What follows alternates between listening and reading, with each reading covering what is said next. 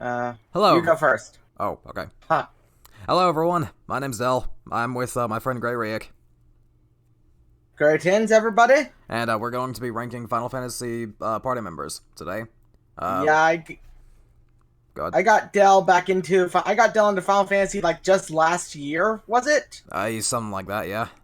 Yeah, just last year I got you into Final Fantasy and you fell hard into the series. Yeah, I played every single game just about in just within 1 year, pretty much. And you can see Like we've it was like 4 months. yeah, something like that. And you can see we've got everyone here. We don't have anyone from like FF11 or FF14 because I've not played either or, and Rig has played a fair bit of FF14, but I don't think he's played FF11 at all. And also I don't know I if there have really not. also I don't really know if there are any like tried and true like party members in those games because like they're MMOs. But anyways, also no spin-offs. I contemplated putting the Type Zero characters in there, but I just figured wouldn't really have a whole lot to say about them. So, but yeah. Oh, Oh, okay. I kind of froze. Okay, there we go. Okay, I'm back. Yeah, sorry, I froze there, but I was just saying that Final Fantasy 14 has a trust system where you can use NPCs instead of real players to run dungeons. But yeah. Oh, okay. And Type Zero, yeah, Type Zero's kind of impossible because with the story of the game, they're all purposely kind of blank slates. Yeah. But yeah, that's about it. We're just gonna be ranking these from like the scale of S to D. S means we really, really love these characters, and we just think they're like, just think they're just like among the best of the best. A means we really, really, really like them. We might not think they're perfect, but we just really like them. B means we're pretty, we're pretty like we think they're solid. Not a whole lot too special, but we think they're good. C means we're just kind of like up in the air about them. We don't really have we're just kind of hit or miss on them. And a D means straight up we don't like these characters. Yeah. Um, Mm. so this ought to be interesting. Because uh, we Rieck and I did a little our Tier own like list of our own. yeah, and our opinions varied pretty wildly on some of these. So this ought to be interesting. Yeah. So I guess without also a quick disclaimer, this is just our own opinion. We're not going to stick around to the ground and proclaim our opinions to be the end all be all. But yeah, why don't we just go and hop in? All right, let's go. So I guess we'll start off with. Oh, by the way, we also don't have the first Final Fantasy because the first Final Fantasy doesn't actually have character playable characters. But anyways, I guess we'll start off with Furion. Yeah. So Furion is pretty much just like I put him in C tier personally just because he's like Same. he does his job, like he's there, he exists, he does his job as the main character. I've got little else to say. Yeah, there's really not much you can say about Furion. He's just a very very standard like hero character. And the problem is FF2 doesn't really have much character for the characters because it's an NES game. Yeah, I feel like Bef- I feel like they might have like added like some stuff in like the remakes, like the GBA remake, for example. I don't know. Not really. No, No, they did not. interesting. But yeah, don't really have Like a lot the to only say. thing they added was gameplay and an extra dungeon for the PSP version. But Yeah. yeah, we don't really have a lot to say about Furion. I like his little turban hat thing, but Same. that's about all I can really say on him. So this is Maria. Well, you go first. I honestly can't really make heads or tails of Maria because it's like all the Final Fantasy people exist. Like all the Final Fantasy 2 people, they really just exist. Yeah, And so all of them for the most part, like if you're part of the main party, are kind of C tier. Also, I didn't realize that the guy next to Minwu was Richard. That's why I put him in D originally. oh For yeah, my yeah. That's record. Yeah, Yeah, but anyway, Maria would be C for me as well. yeah. I think I would actually put Maria in B tier because like she at least kind of stands out to me in a little bit of way because she's the brother to Leon, who like is the you figure out is actually like the Dark Knight, the guy who's been like kind of like messing with her throughout the Yeah, whole game. And also there she does have like one decent moment, like I forget exactly when it's in the game, but she just kind of like starts to just like go super pessimistic and almost kind of like she kind of breaks down at just like all of, like the fighting and despair and all that. Oh yeah, and that, and honestly, we do have to give credit where it's due Yeah. for that. So Yeah. I'd say low B. Okay. Yeah. And I guess that's about it. Yeah, that's really about it. You can't say much about the main characters, unfortunately. Yeah. I will say I actually do Like, really. I will say I do like Guy though. Guy I Guy's love fun. Guy. Yeah, Guy is fun. He's this like big dumb lovable giant. I guess I just No, put him above Maria, I'd okay. say. Yeah, just like Guy speak beaver. yeah, yeah, just like Guys, this the fucking like big dumb lovable giant who was raised by wolves and knows how to talk to beavers. yes, I love it. And yeah, that's about it with Guy too. Very one note characters, which that's not automatically a bad thing, but we just don't really have a lot to say about him. Yeah. So next we have Joseph. Honestly, if Guy and Maria are in B, then Joseph deserves to be in super high B, honestly. Really? Joseph, like, he is there for a short while, but he actually has a really impactful short arc. Okay. If I may be honest. Like, I will confess, I actually don't remember a whole lot about Joseph, but you know what? I'll put him up here then. yeah, because, like, his whole thing is that, like, he's a simple family man who's helping out the rebellion because he doesn't want to lose his wife and, like, super young daughter. Okay. And he makes one of the most heroic sacrifices in the game. Yeah. Yeah, like that's about all I remember about Joseph, honestly. Also, like, Yeah. I remember it being a little bit weird about like when he gets to like Souls of Rebirth, he somehow knows like exactly about like everything that happened in like conflict, including a lot of stuff that happened after he died. I feel like so. I mean, but that's what happens when you make a sequel side story 20 years after the game is out. Yeah. And not the same team. Yeah, that's about how that goes. Now, Minwoo. Yeah. A. Yeah. I have to say A, because that man, he is there for pretty much your entire fucking journey. Yeah, and he's also, like, consistently one of the most, like, useful fucking people you have on your journey, too. One of the most useful people, one of the smartest, most helpful. Yeah. And, like, dude's just fucking cool. He is. Of all the things I expect a white mage to be, one of the most badass people in your party is not one of them, but there you go. Yeah, exactly. And it's just great. I also really like his his old death scene, cause yeah, he takes one for the team, knowing full well that this is not really where he's meant to die, but he's taking one for the team because it's more important than whatever his supposed destiny is to him. Yeah. And now we have Rickard, which I actually did really like Rickard. He's the oh, what's up? I won't lie, even though I just played Final Fantasy 2 recently, I keep forgetting his whole entire thing. Basically, he thinks that the Dragoon race in Final Fantasy 2 is more or less completely extinct, right? And when you first meet Rickard, he doesn't really want to believe it at first, but then when he actually does see that all the fighting is kind of more or less wiped out the Dragoon race, he decides to even though he's the last of his race, he wants to help the fighting anyway because he just feels considering all the fighting wiped out is pretty much wiped out his race, he feels like he has a part to play in all this. And yeah, and, it's not anything super groundbreaking or special, but I don't know, I like it. I put him in high B. Maybe. Yeah, okay, I'll go with high B just because. Yeah, I'll put him below Joseph. Yeah. Now here's a kind of hot take. What's up? With our next person? I think he's I don't like him as much as I like Furion. Really? Yeah, I just feel like he's he's a Black Knight that you see throughout the game, and they make it very obvious. Yeah.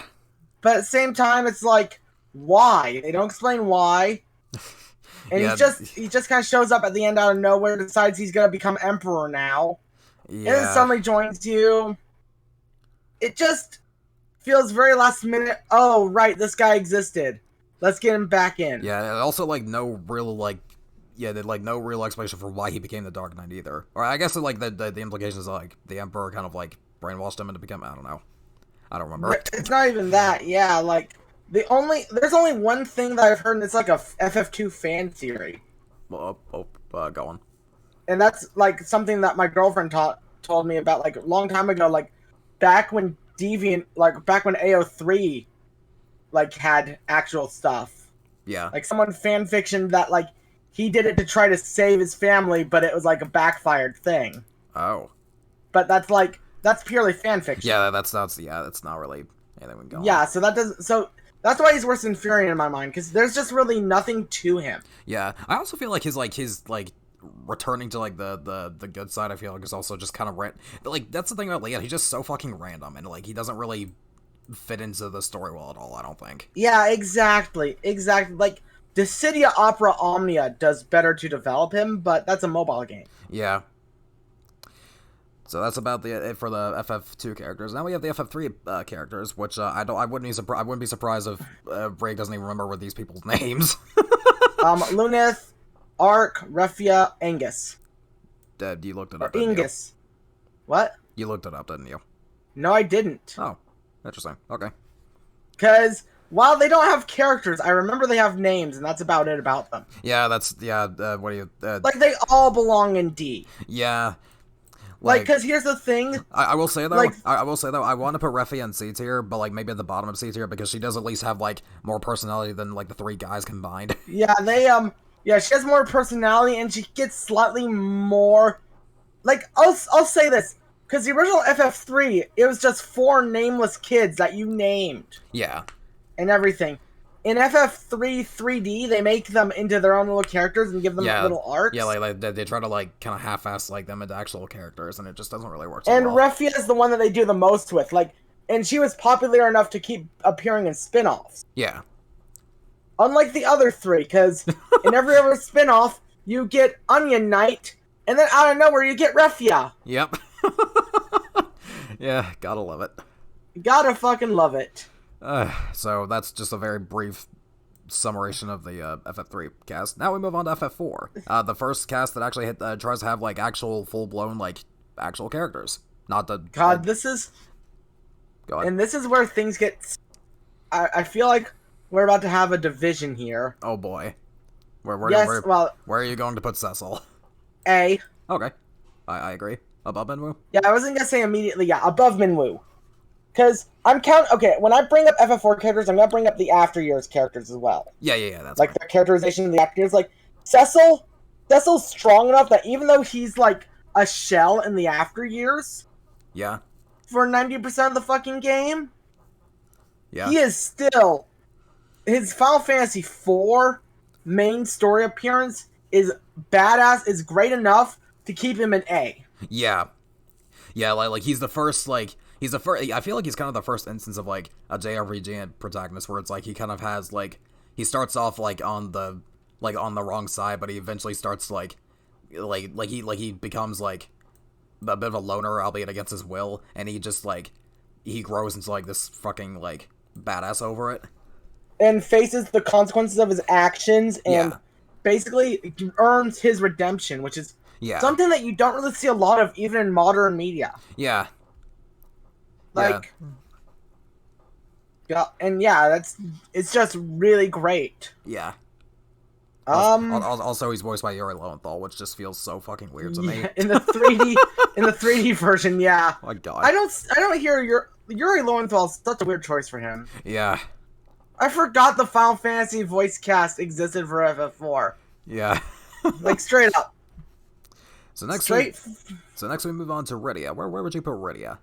God, that's a tough one, because she's one of the more static characters in the After Years, but in FF4, I'd put her in, like, high B. Oh, really? Like, above. Really? Interesting.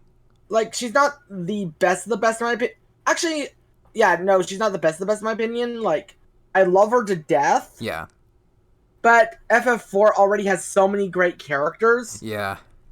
That's, like, you kind of have to think about your options and be a bit more fair. Yeah, that's fine. So, you said top of B? Yeah, top of B, because she's better than any FF2 character, sad to say. As much as I like FF2 story-wise over FF4. Yeah. Which I'm gonna get fucking crucified for that. I mean, probably. Yeah, Yeah, but like, Rydia is just so she's so precious. She has like a really good arc. She has a really cool. She's basically how they tie summons into like the actual story, and it's actually done decently well. yeah, And yeah, really good. Radia's really good. And like again, I'd put her an A if I didn't have to think about this from both FF4 and the after years. Yeah, like I will say though, like Rydia is probably one of the more like active characters in the after She's years. active but not developed. She's like kind of already reached full development in a way. I suppose. I mean, you can make the argument like she's already gone through development in like original FF4. Like, what else is there to really Yeah, expand on? that's fair. But everyone else kind of gets expanded upon in FF4 I suppose. or in the after years. I mean, yeah. Well, I mean that's because people like Yang and Edge, weren't really like they didn't really like might be controversial, but like they didn't really have a whole lot to them in FF4 to begin with. I mean, that's fair, I guess. I'll leave her where she is though. Yeah. So Now, now this absolute specimen. Do we put him in S tier? fuck yeah. Kane Highwind. I almost forgot the name of the fucking dragoon. Dear Lord. Yeah, Kane Highwind. God, this man, okay, you know Leon from FF2 that we just talked about? Yep. He's how you do Leon right. Yep. Because, like, the dude starts off, like, possessed. Like, he starts off as your, like, best friend. Yep. Then he becomes your enemy while possessed. Yep. Then he's still your enemy when he regains his own free will because of his own jealousy. Yeah. His own, like, dark, like, to use, like, a corny phrase, his own darkness in his own heart. Yeah. And like he does still come around eventually, but like this dude, this dude like has some opinions on Cecil being the one engaged to Rosa. Let's just say. Yeah, and like his character arc is so well done, and then they expand upon it amazingly in the after years. Yeah, Kane has like probably the best chapter in the after years. It's so good. Yeah, it's where he is legitimately, like, he gets his redemption. Yeah. He is finally, after 20 years, redeemed himself in his own eyes. Yeah. Well, one of my favorite things about the after years is like people always say that like it's just like a rehash of like FF4 story, but they do something interesting with it. And like I think Kane is like the best example of that. Yeah, exactly. And when Kane has his own fight against himself, yeah, that was just great. Yeah, he also kicks ass as a party member in the final chapter. Oh yes, he's like one of your best party members. Yeah. So now we move on to who I think is like one of the less noteworthy characters of FF4. Really? Yeah, I don't know. Something about Rosa just like she doesn't really strike me as anything too specifically like special. I don't know. I feel like one of her unique things is just her relationship with Cecil. Honestly, like she's how you do an already established relationship pretty really well. Like I would put her in B tier, probably like tied with Rydia. Okay, well that's about where I was gonna put her at too. Because she's a great character on her own. Like, yes, she has her own damsel in distress moments, but that's not a bad thing on its own. Nah, like as long as you don't go overboard with it, but which like they don't really with Rosa. Yeah. And I guess that's about it.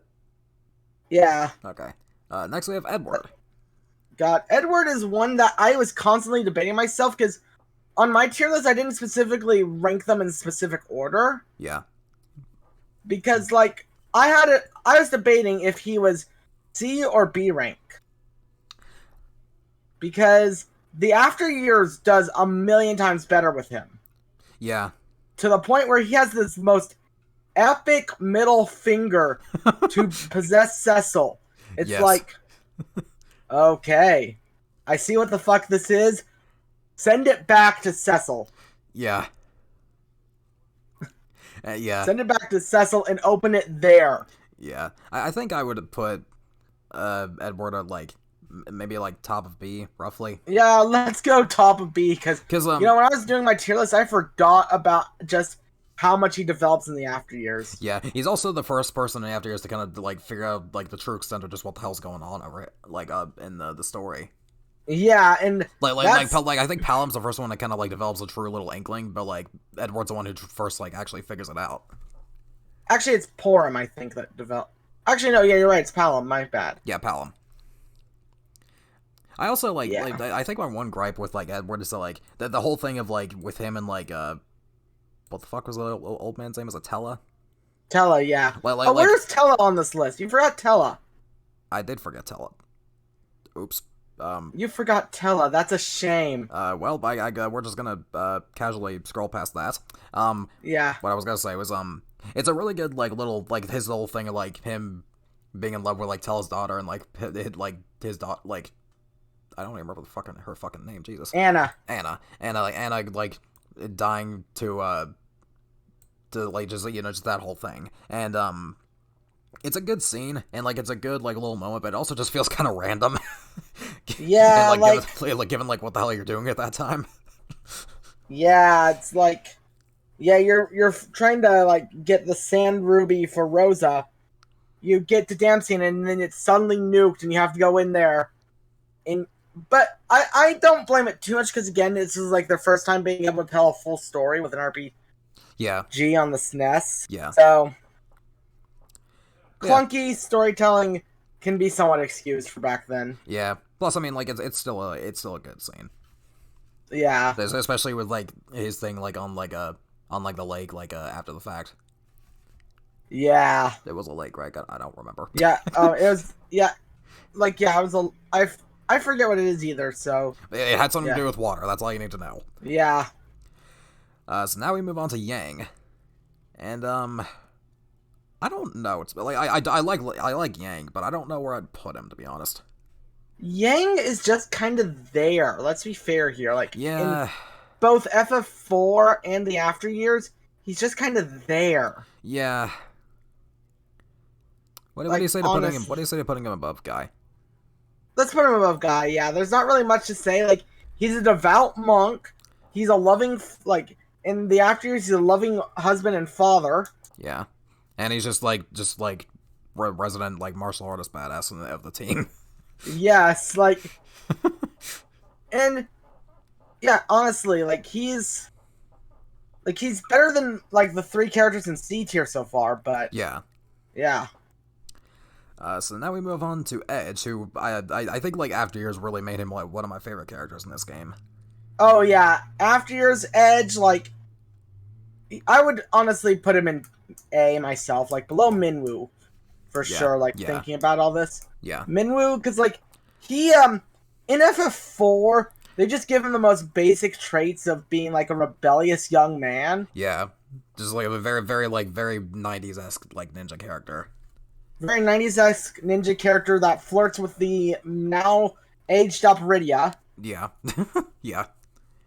But then you go to the After Years and like he's matured, like more so than like a lot of the people. Like it's noticeable with Edge, like how he's the most him and Kane are the most noticeably changed. Yeah, and like and Edge. Well, actually, him, Kane, and one character that we're about to talk about. But we'll get to him when we get to him. Yeah.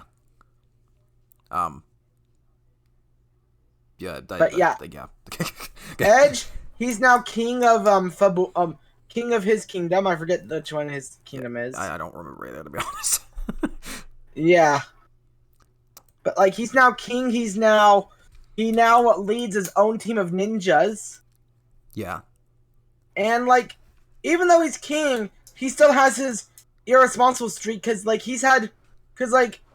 he has no one to really force him to grow up. He's the king. Yeah. He's already at the top. But he was at the top at such a young age. Yeah. And also like one of my favorite moments with Edge is like when it finally sets in like it feels like history is repeating itself. It's like Edge like when he's like going through that tower like in the little like dwarf kingdom. He remembers like around this point in time during when something similar was happening. Then like Sid kind of flew the airship like just underneath like the little ledge he was on, and like they were able to land on the airship and get away. So he jumps off the ledge and like having faith that like he'll be caught by the airship, and like that was just really cool to me. Like, that's a good fourth wall break, honestly. Yeah, well, it's also just really fucking smart. It is, because if things are repeating themselves, it's suffice to say the same shit will happen. Yeah. Like, and it was just really nice. And then his relation... That kind of scene is pretty much what I would want out of a story like this, basically. Yeah. Like, he's the most, like, savvy to what's going on. Yeah, but you were gonna say something else there before I went over to you. Sorry about that. I also liked his relationship with Rydia and how it developed. Yeah. Too, like, it's still a are they together or not thing, which for longtime FF4 fans is just like like just let them be together. Yeah. Like, for the love of God, like he's now he's now basically a father to a woman he's not even married to. Like, with a woman he's not even married to. He's basically a father to a woman he's not even married to. I mean, yes, or that is correct. I mean, he's a father. He's a father to like the surviving Maynard. Yeah. And, like, the mother taking care of him, he's not even married to the mom, but he's sticking around like a true fucking Chad. Yep. Like, my God. Yeah. This man deserves some. Yes. Alright, I guess we'll now... was there something else? No, that was all. That was all. I just wanted to say that. Okay. Yeah, I guess now we'll move on to the resident brats. Where do we put Palom? Palom, honestly, I'd put him in B. Yeah? Where in B? I would honestly put him next to Rosa. Okay. Because here's the thing, he's a little shithead in FF4 original. Yeah. Because he's only 10 years old. Yeah. And a mage prodigy. Yeah. And that's not real, and that's all there really is to him. Yeah. Partly because like he kind of like him and Porum kind of bow out of the story before they really get a chance to like do anything significant. And they're really just comedic relief for their time they're there. Yeah.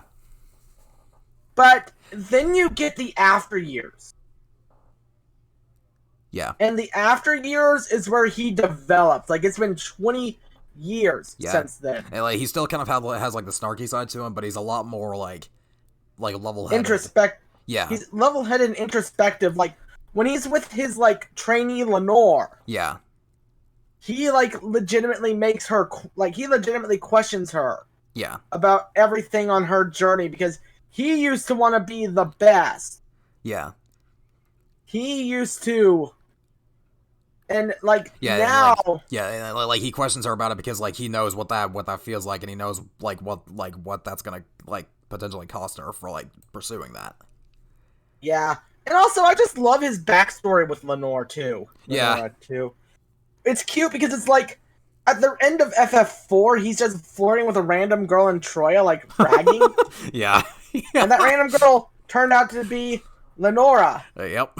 And I like how they made a random moment like that matter. And that's how you do a perfect 20th anniversary game. Yes.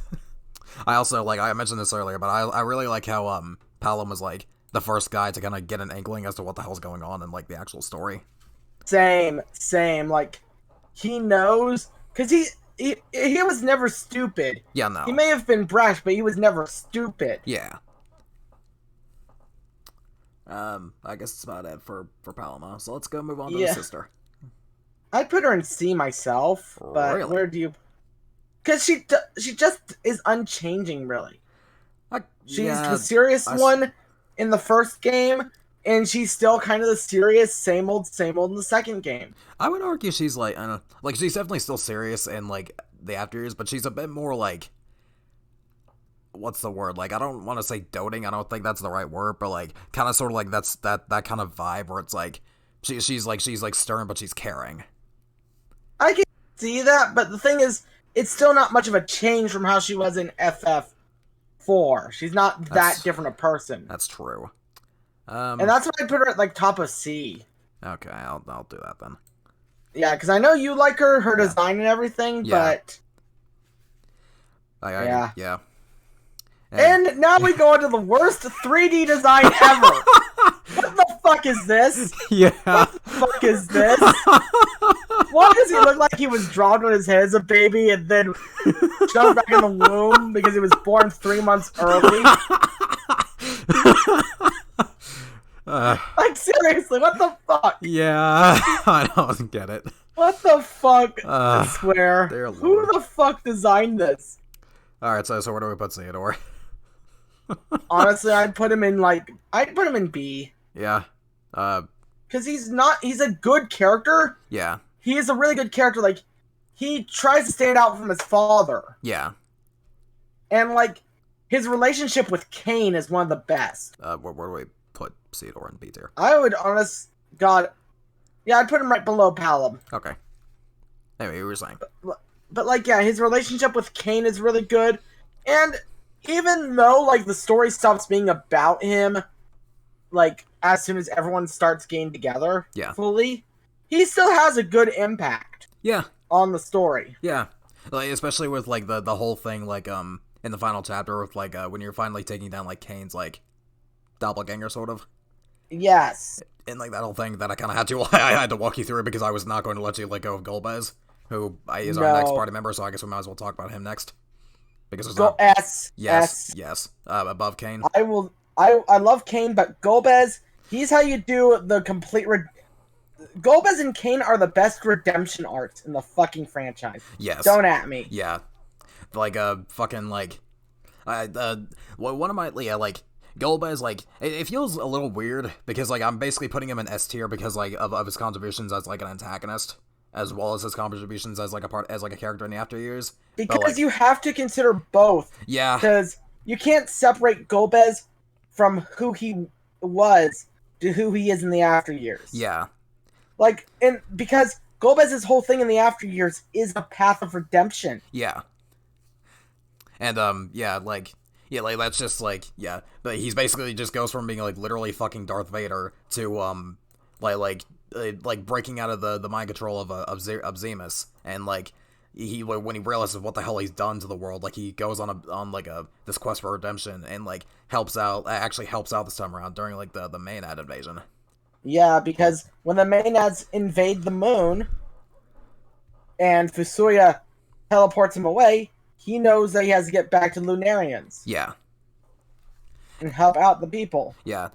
I mentioned this before, and, like, but, like, one of my favorite little touches about Golbez is, like, during, like, his, like, the little, like, not interactive, like, the little battle cutscene when, like, him and Fusuya are fighting, Zemus. Or Zeramus, like his HP number. If you read it out in katakana, I think it is. It reads sinister, and then if you take his base HP from his time as a party member in the after years, it reads what does it read? It reads atonement. Yes, and that's genius. That's some actual, like, because one of the things I will always appreciate is good story gameplay integration. Yes. And when you do it that well, you can't help but fucking applaud it. Yeah. It also works really well for, like, that HP number works really well for Golbez as a party member, too, because, like, he has taunt and all that. So, like, he's really good at, like, taking damage, but I'm not really intending to get into the gameplay side of this. Although we totally could if we want to, but I feel like we're a little bit too late only if it really integrates into their character, like 13's a game where you have to do a little bit of both. Yeah. Gameplay and story progress, like discussion. Shout out to fucking Hope's, like, 3% slower movement speed. Shout out to Hope's 3% lower movement speed. And also their, like, preferred classes are stuck to their characters. But we'll get into that. We kind of have like a whole fucking block of things to get through here. Yeah, we have a fuck ton to get through. And we're still talking about fucking Golbez. Yeah. Granted, like, the bulk, I will say the bulk of this is coming from the 14 goddamn Final Fantasy VI characters, which are, like, a few of them are pretty one-note, but I mean, hey. Yeah, still. We'll get to that. We'll get to that, yeah. So now we have a Final Fantasy V and the main character, Bartz. I put him in high B. Really? I love him a lot, but... Like, where would you put him? I'd put him at the top of C, to be honest. He's, like... I can... Like the thing about Bartz for me is that, like, he's the least noteworthy of the final playable cast for me. Yeah. Like comparing Bartz to, like, fucking, like a cool old man Galef, or like like Lena who's like not only super adorable, but she just has like an excellent arc. Ferris, who really also has a really cool arc, and then Krill, who like basically just kind of picks up where Galef left off. Yeah, so I'd put him at C. Yeah. I'd put him like like top of C right now. Yeah. Plus, I mean, like he does have like his own thing going on where it's like he wants to like something to do with his father. I don't quite remember, to be honest, but like his father, like when his father, like his mother died, like his mother, like his father went away like when he was young. Yeah. Because his father had to go help out with the crystals because yeah. his father's from Galef's world. Yeah. But stayed to Sire Bart's. Right. And then when his mother died, he decided to go out and explore the world because there was really no reason for him to stay where he was from. Yeah. And he just went where the wind takes him. And now the wind took him in the same path his father went. Okay. That's only this time now he destroys X-Death for good. Yeah. You know what? I'll move Bards up to like maybe above Guy. Yeah. Yes.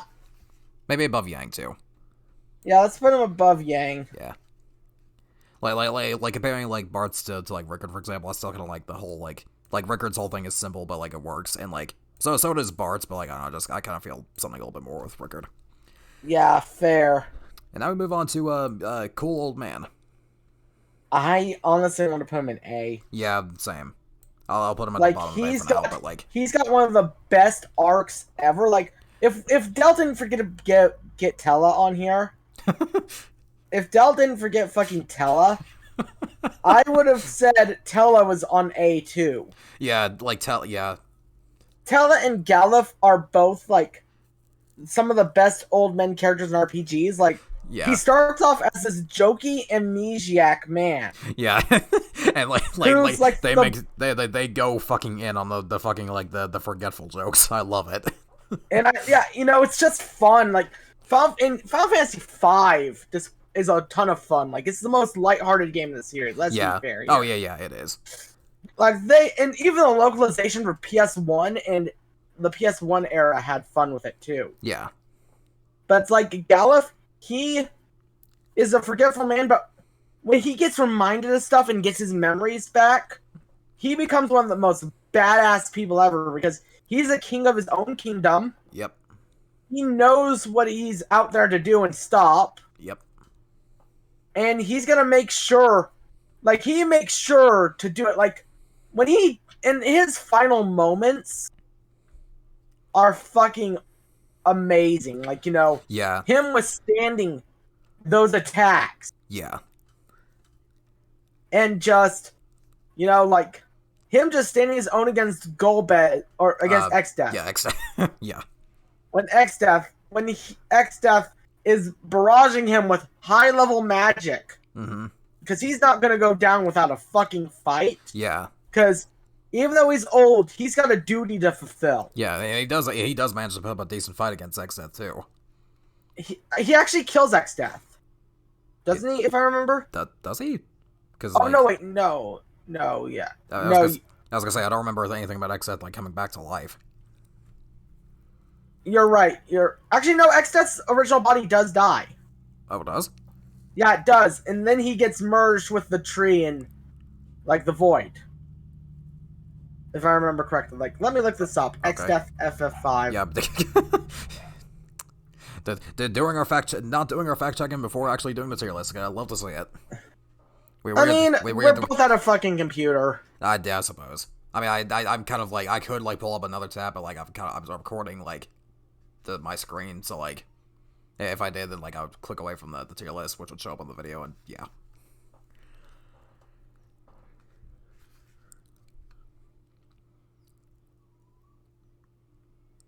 Okay, so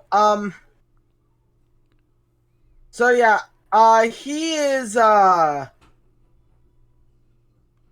yeah, X-Death kind of like quote unquote dies, but he quote unquote dies, but he's not like killed that Galef moment. Okay, so like it's he's like okay, his body, like when the worlds merge, yeah, and they defeat him one more time. Yeah. Like, they defeat him one more time, and he ends up in the rift. Okay. Okay. Like, because one of the enemies in, like, you know the area where you can get those, like, ultimate weapons? Yeah. One of the encounters there's a 50% encounter for two things. Mm-hmm. One is a super powerful skeleton dinosaur. Yeah. And the other is the Spirit of X-Death. Right. So, yeah. Okay. And that second one only appears after the merged world. Okay. Okay. Yeah. So, but yeah, Galuf. Yeah. Anyway, Galuf, because we're going way off fucking track here. Yeah, basically, TLDR Galuf good. TLDR Galuf, really good. Has one of the most solid arcs and one of the most emotional moments in Final Fantasy V. Yeah. And he still manages to be like a super fun character on top of that.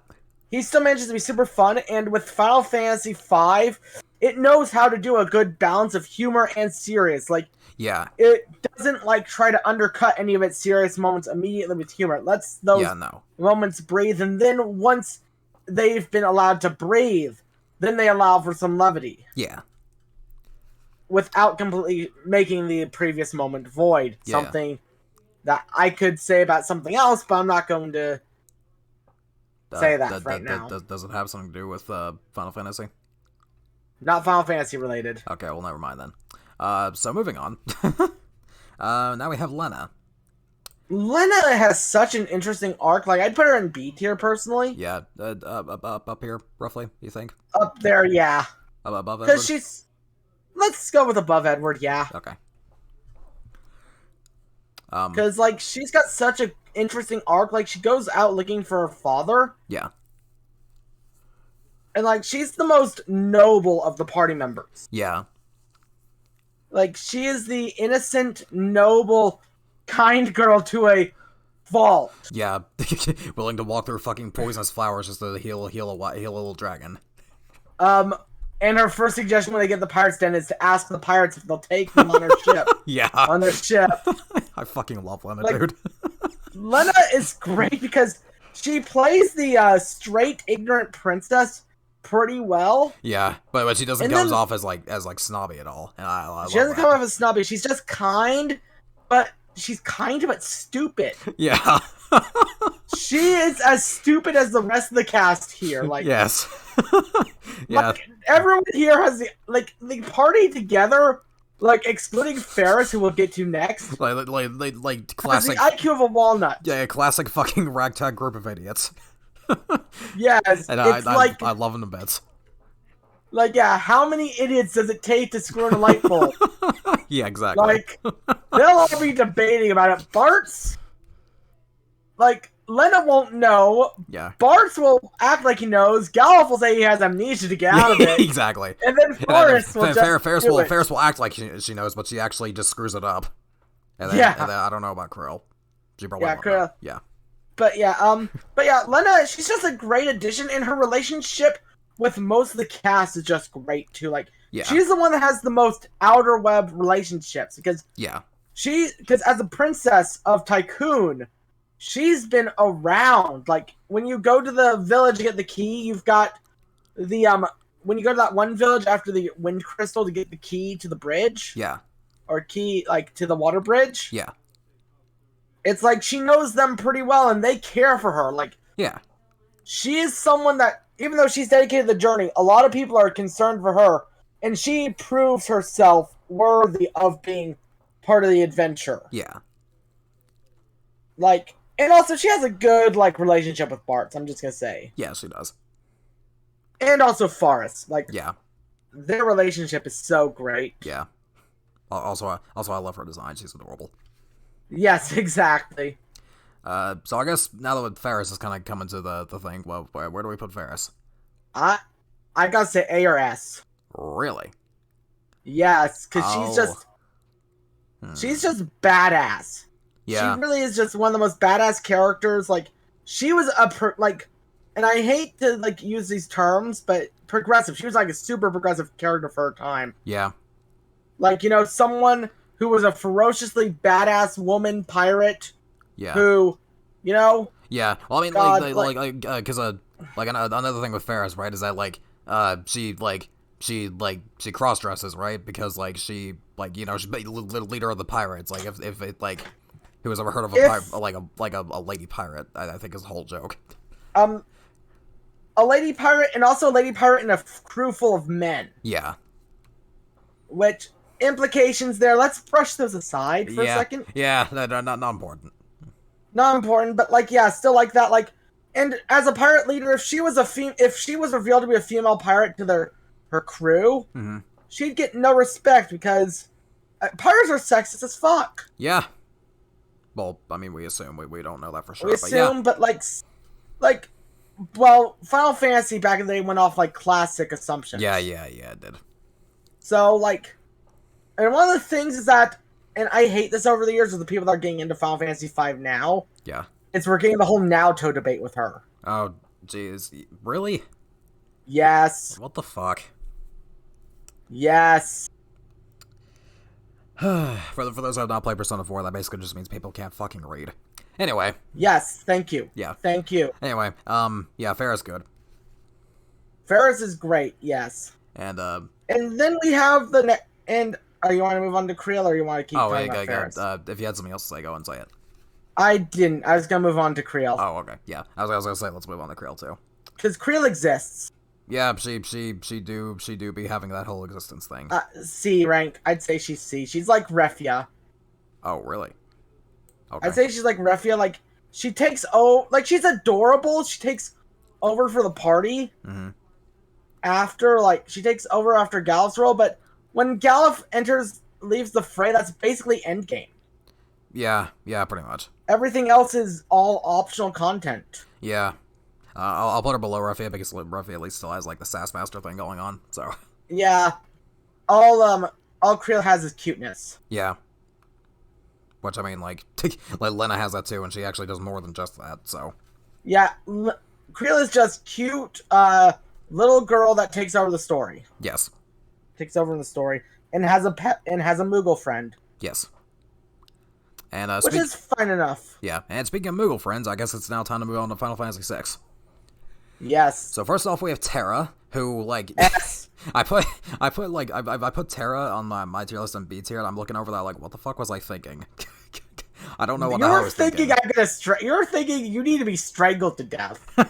Yeah, no, Terra's so good. I don't know if I'm gonna put her in S tier, but I definitely will put her at the top. She deserves to be an A or S. Yeah, I'm gonna put her at the top of A tier, above Cecil. Now but let's talk about Terra before I keep rambling. Yeah. But Terra, she's one of the strongest characters in the franchise because Final Fantasy has 3 games that are ensemble cast. Yeah, that being After Years 6 and 12. No. Okay, make that 4 then. Okay.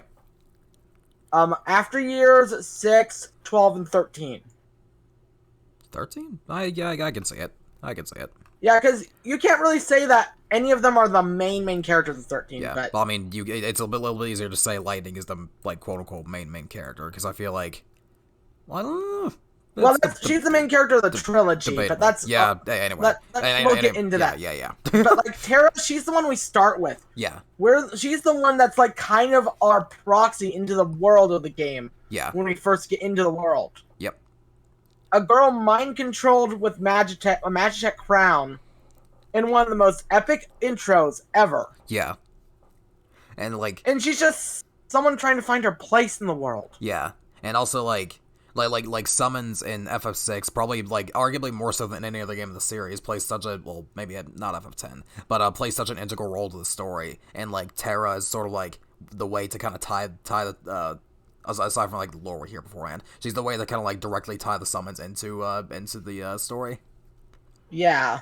And also I really like her whole her thing in the world of what the fuck's the post Kefka bullshittery thing called? World of Ruin. She's now taking care of an orphanage and she's found it because she's found her place now. She wants to help take care of these children. And I don't know, that's it's neat. It's nice. It is. It's just really nice. She's got a simple arc, and a lot of people debate just because she's the first character that appears in any spin-off. Yeah. That she's the main character, but no, that's not how FF6 works. She's just no. your first character, but she's got such a strong arc. Like, even her relationship with General Leo, as short as that is, was just great. Yeah. I will say I do kind of understand why Terra's usually the one to, like, be the, like, FF6, like, candidate for, like, a lot of the spin-off stuff, because she's probably, like, she's the character you could probably look at the most and be like, yeah, that's an FF6 character, because of just how closely integrated she is with, like, FF6's just entire, like, lore and story and all that. Yeah. But yeah, there's not really a true main character to, FF6. Yeah. Exactly. I guess speaking of iconic FF6 characters, we got our boy Locke here. S. Yeah, I'm thinking about it. I'm like, yeah. I'm sorry, but he has one of the best arcs in the entire franchise. Like, yeah, he does. He really does. Like, he starts off as this overprotective treasure hunter. Yeah, we gotta make absolutely sure you don't call him a thief. He doesn't like that very much. Yeah. But, like, and he has this strange overprotectiveness about women. Yeah. To the point, like, that you feel like there's something off. Yeah, like there's more to this guy than just being, like kind of a flirt. And when you get to his home village and find out the story of Rachel. Yeah. That's when it all clicks in and you're just like, okay. If this was done poorly, he'd be one of the creepiest characters out there. Yeah. But because he is such... But because they do such a good job explaining it in his survivor's guilt... Yeah. And then his relationship with Celis. You just like, this man needs a fucking hug. This man needs a hug, and then he has one of the best... I'm just gonna say this might be one of the best romances in all of Final Fantasy. Yeah, I'd be inclined to agree. Maybe if we jump ahead a bit and just talk about Celis now? Yeah, I'm gonna put her in S2. Yeah. I'm sorry, you cannot keep these two apart. No, you can't. I will, like, if you put her in A or B, I would fucking come to you and slap your fucking ass. I put... It's actually Locke that I didn't put in S here, which, like, again, I'm thinking, like, looking at, like, what the fuck was I thinking? Yeah. But I fucking love Locke. It's like we'll get to Squall and Renoa at some point, and, like, this is very much, like a mini, like, Squall and Renoa to me. Well, mini, quote-unquote, but, like, you get what I mean. I mean, okay, hot take. I know we love Final Fantasy VIII, but they're the better of the couples. These two? Like... Yeah, these two. That's fair. Like, as much as I love Squall and Renoa, these two are so intertwined with each other. Like, Celis, like, Locke is Celis' path to redemption. Yeah. As a knight. Like, she was stuck with the Empire. She morally felt like it was wrong and got imprisoned. Yeah. For it. Yeah. And then Locke saves her and promises to protect her. Yep. Promises to stay by her side. Mm-hmm. And then you get to the world of Ruin and her sequence with Cid. Yeah. That is one of the most crushing moments in any Final Fantasy game. Yeah. Like it is possible to save Cid, but that's, like, apparently that's really fucking hard to do. I wouldn't know, because I just... It's really hard to... I've done it once, but it's boring and not worth it. Yeah, it's not. Like, it really I feel bad saying that, like, letting Celis have a happy ending isn't worth it, but, like, dear lord. I mean, nothing happens anyway. True. Like, all that happens is, oh, Cid is fine, he sends you off. Because he finds out, because he gets the letter from Locke instead. Yeah. And it's much more impactful that, like, hot take, it's much, or not hot take, everyone agrees it's much more impactful to let Cid die. Yeah. So that Celis has her little attempt. Yeah. Not gonna specify words there. You probably know what we're talking about. Yes, everyone that knows Final Fantasy VI. It's the fucking Aerith scene. Like, you know what fucking happens. You know what we're talking about. Yes. Yeah. And then gets that note from Locke and just gives her motivation to live and save the world. Yeah. Like, even though you don't have to find Locke, just the... Like, again, you can't separate these two when talking about them. Yeah, no. I will say, like, you said, like, you thought these two were, like, the better couple over Squall and Renoa. I disagree. I think Squall and Renoa are the better couple because, like, they both kind of, like, it feels more like Celis is the one that needs Locke, but not really the other way around. Whereas, like, these, like, Squall and Renoa, they need each other. Yeah, Like, but we'll get to that when we we'll get to them. we'll get to that. Yeah. So I guess, move on to Edgar. Yeah, I would say, like, I put him... Where did I put Edgar in my list? S? I'm thinking he's more A myself. Yeah, like, Because I really love his arc a lot. Like, yeah. his arc, like, in his, like, relationship with his brother. Mm-hmm. But, like, yeah. Above Minwoo? Above Minwoo, yeah. Okay. I guess should we put Sabin up there too? I don't agree, honestly. No? Where should we put Sabin? I put Sabin in B tier, but okay. I'm willing to compromise low A if you want to. Okay, I'll just put him right here then. Yeah, because, like, the two of them, like, a lot of characters are interconnected in interesting ways in FF6. Yeah, so, that's kind of how we can have, like 14, like, decently, decently plus fucking Yeti. Well, 13 plus Yeti, I guess. Because we have, like, two characters here that are both like really like compelling, but that's because they both kind of share an arc. Yes, because like when their father got poisoned by the Empire. Yeah. Like Edgar quote unquote flipped a coin to decide who would rule and who got to live the life they wanted to. Yeah. And in that best moment, Edgar like literally had a double-sided coin that no matter what, Edgar would lose. Yeah. Which is such a unique... Like, okay, I feel like that's only been done twice, honestly. Yeah, the cheating that's the coin so you lose. Yeah. Because the only other character I can think of that's done that is outside of Final Fantasy, and you know who I'm talking about. I think? Joshua from Sacred Stones. Yeah. Because he does that same thing. Yeah.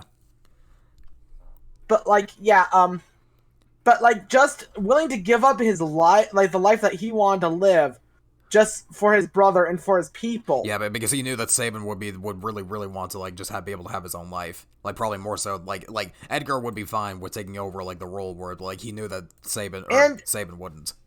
And here's the thing, Edgar would be more likely looking for heirs. Yeah. Like, because here's the thing, he's a womanizer, he's a flirt. Yeah. And that leads to getting heirs to continue the line of succession more than a meathead that wants to train to be the strongest. Because Sabin has no interest in women. No. Not even remotely. He would probably end the bloodline, let's be fair here, if he was king. Yeah. I also really like Edgar because, like, he's a flirt, but, like, he's not really, like egregious about it, I guess. He's not, no. Like he knows when to play it straight. And I like that. Yeah. Exactly. And again, like, and I'm gonna talk about Sabin, like, kind of separately for a second. Yeah. Because, like, Sabin in his arc, like, his relationship with Cyan and Gao. Yeah. Especially Gao. Yeah. Was really good. Like, I fucking, like, because with Cyan, he kind of pokes fun at the man who needs a bit of levity in his own life because when we get to Cyan, we're gonna get to fucking Cyan in just a little bit. Why don't we just go and get into him right now? Because, like, he's done that hot topic now. I was gonna say A or S, because okay. God, I'll put him here then. Yeah, this is a man who he starts off in the most badass sequence you could ever start a character off in. Yeah, basically just single-handedly defends the entire castle all by himself, pretty much. Yeah, he defeats every kind of enemy. He defeats every enemy that comes to his castle gates. Because here's the thing, Cyan is kind of considered nigh unbeatable in Doma. Yeah. Like, the Empire had no chance of facing him in a fair fight. Yeah, so that's why then, like, they don't try to kill him, but they do try to break him, if that makes any sense. You know what I mean? Well, Kefka does that. You know Kefka's the one. Yeah, Kefka's the one that does that. Well, it also wasn't really directed at... I don't know where I was going with that, never mind. Yeah, no, I knew where you were thinking, but I'm correcting it, because, like, Kefka was like, you know what? If they're not going to let us break down their doors, let's just poison their water supply. Yep. And then go figure, Cyan's wife and kid are both living in the castle. So... yeah, and he's the only one, like... fucking, as fate would have it, he's the most, like, he is the man of, like, the worst luck in the world. Yeah. Because, like, he just happened to be the only man not drinking the water at the time. Yep. Like, and then like and, you go out of there and you get to the spirit, the ghost train, and then like he sees like his wife and kid boarding it. yeah. It's such a good scene. knocking Saban over the fucking rail in the process. You're knocking Saban over the rail, and then he's also got like kind of a, like, even though it's like a small moments, kind of a fatherly moments with Gao. Yeah. Like him and Gao, but I'm not gonna get to Gao just yet because I want to talk about one more thing. Yeah, I was just gonna say, like, I know Shadow's next in line, but we'll go into Gao next since he's come up twice now. Yeah, but with Cyan, like, and then he comes into another kind of full circle arc with the World of Ruin. Yeah. Where, like, because in the World of Ruin, he's sending letters to this one woman to keep her, like, happiness in check, because he doesn't want this woman to face the same grief that he has. Yeah. And but like, he realizes that's selfish. Yeah. And like the intent is good, but like it's not what either of them need right now. Yes. And he's just, because to him it's just clean on. And then when you return to Doma Castle in the World of Ruin too. Oh Jesus, yeah, that whole thing. That, it's trippy, but it's also a really good conclusion to his arc. You know, I'm moving Cyan above Edgar. I was about to say, as I said, he's A or S for me, so... Yeah. And I'm selling you on that. Yeah, slowly but surely. Yeah, slowly but surely, yes. But I think... I'm sorry that I keep dominating this conversation. No, I mean, I honestly, I kind of prefer it because, like I said, like, I like, my memory starts to get a little bit better on, like, the more recent games, because, like, those are the ones fresher in my memory, but, like... Yeah. Yeah. And I've been doing a streaming retrospective. Yeah, so, like you, pretty much all these stories are pretty fresh in your mind now. Mm-hmm. So, is that about it for Cyan? That's it for Cyan. So let's move on to Gao. I know Shadow's next, but Gao's come up a couple times now. Gao's come up a lot, so we can talk about him. Yeah. And Shadow doesn't join until much later anyway, so... Yeah, well, I mean, you can start playing as him, like, before you get Gao, but he doesn't join permanently until, Yeah. Anyway. But Gao, I honestly put him, like... Gao is someone that I have a lot of bias towards, like... Mm-hmm. Like, I put him in B, personally, because he's a simple character, but he's a simple character that has a lot of great story to him. Yeah. That's kind of sounding a bit like Guy to me, so I'll put him here, I guess. What do you think? I'd put him right there, yes, because he's a simple, like, boy abandoned as a baby. Yeah. And, like, by his deranged father in the fucking Veld. Yeah, and, like, he had to grow up, like, living, like, amongst the wildlife, and he's basically, like, He's basically just there. Like, he's basically a wild boy. And in his story arc is simple, but, like, you meet his father and everything, and his father rejects him, while Saban and Cyan try to prompt him up and make him more like a normal kid. Yeah. And both are there for him as supportive figures for this young lost kid. Yeah. Who, like, even though he doesn't, like, and here's the thing, even though he's got kind of a tragic backstory, he, like, it doesn't affect him at all. Yeah, no. Yeah. Like, he's kind of both a joke character, but you've got a dark backstory with him. Yeah. And, like he also, like... I was going somewhere with that, but I forgot what I was going to say. I mean, yeah, I was also going to bring up a rare thing of story gameplay integration, too. Yeah? Is that, he's the most interesting, untraditional blue mage in the series for me. Yeah. Because it's like he copies the animals. Yeah. In the Veld. So, like, you get him you get him stray cat, you win the game, but you get it in the Veld. Yeah. I'm sorry, stray cat's the most broken thing in the universe. Or if you're like me, you just get 2 earrings, put them on Celisum, like, watch fucking Thundaga go burr. For me, it was double Ultima go burr in endgame. Anyway. Yeah. Anyway, I guess we'll talk about Ninja Boy next.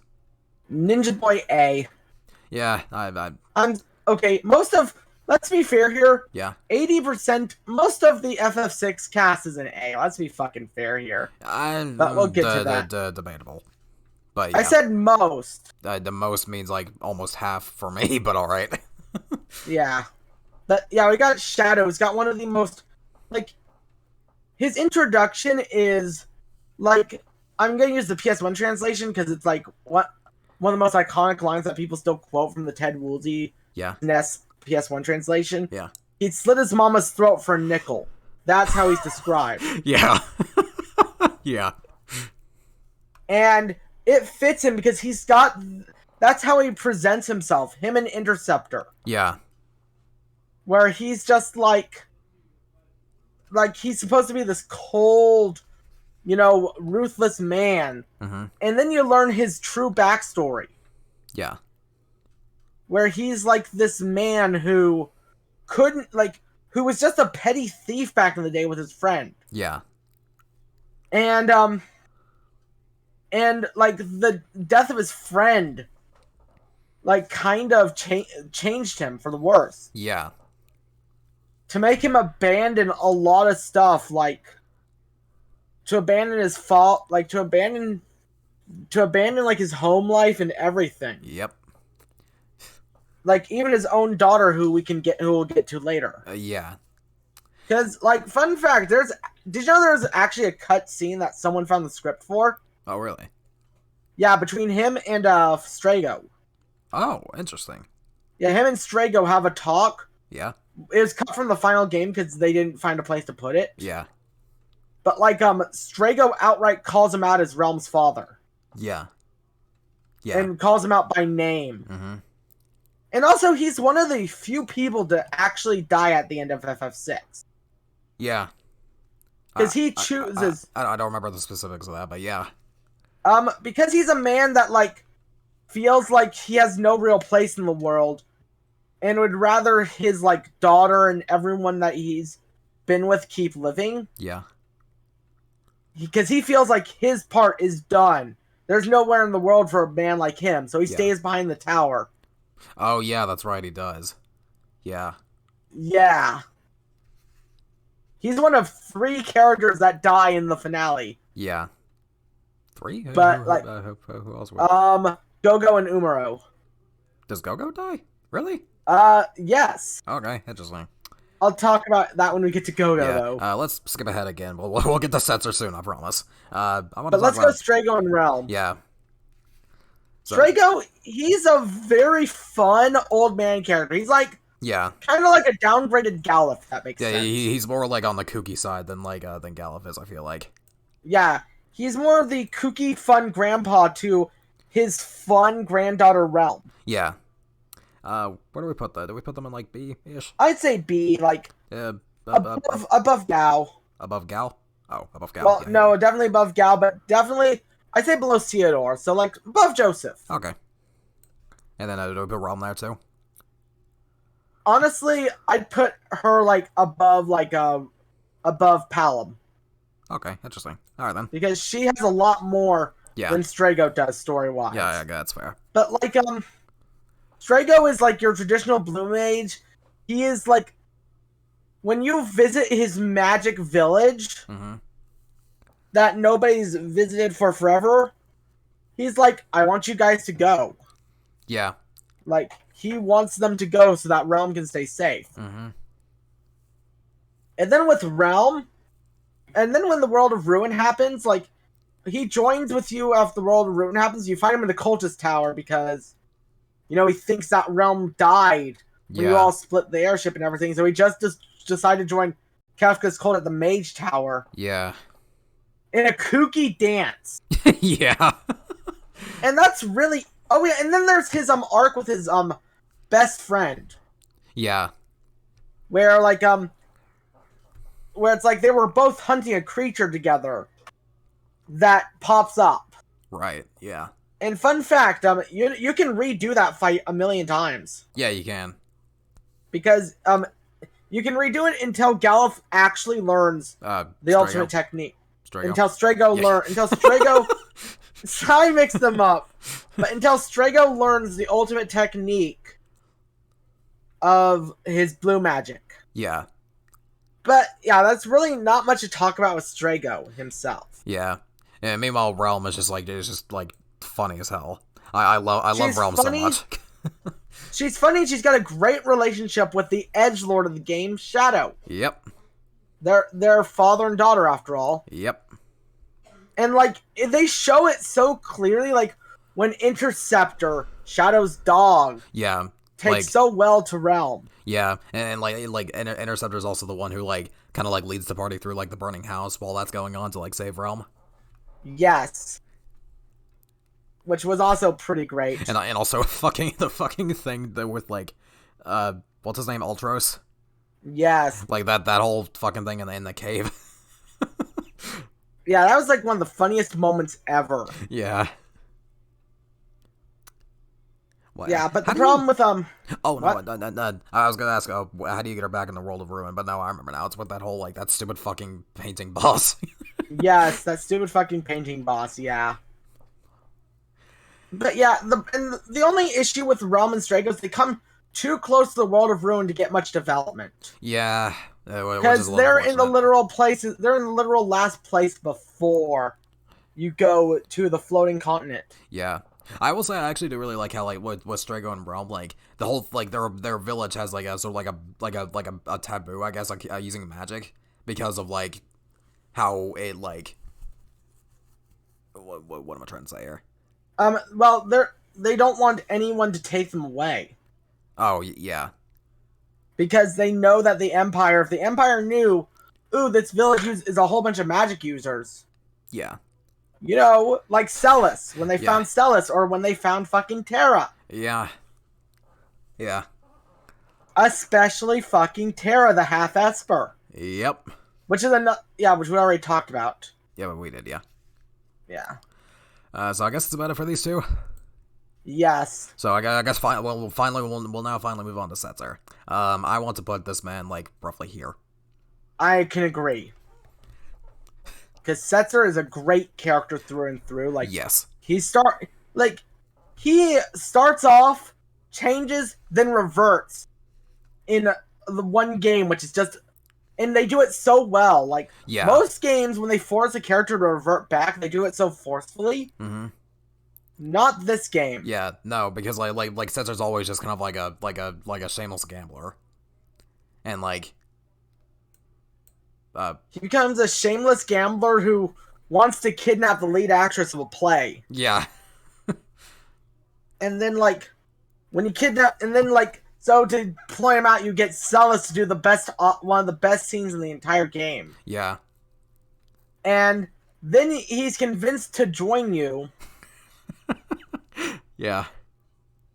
And when he joins you, you get your own airship with him. Yeah. Yep. And then also something I think is really cool with Celis, like in the world of ruin, is that like the first thing she thinks is to go find Setzer, because she remembers that he's the one with the airship. So like you could go find the guy who has the airship and you can fly up to Kefka's tower and like finally finish this. Yeah, he's also one of your few required. But like, and he becomes a pretty like selfless character in the world of balances is called. Yeah. And then he becomes a broken man in the world of ruin. Yeah. Like, he becomes one of the most broken. Yeah, he has like this like brief little arc that you find out about in the world of ruin, and it's like it's short, but it's really good. Like his relationship with a woman named Daryl. Yeah. Where you find out that Daryl was his best friend, rival, and lover. Yeah. And they both just... And, like, they both like to race, but one day, Daryl just Daryl crashed. Daryl crashed and died. Yeah, just, like, Amelia Earharted all over the place. Yeah. And, God. he decided to she's the one that wanted to, like, make the ultimate airship, right? And, like, when she disappeared, Setzer decided to take that up and, like, finish it for her, pretty much. Yes. And then, and funny enough... I think he repaired Daryl's airship too, because you find your second airship in Daryl's too. Yeah.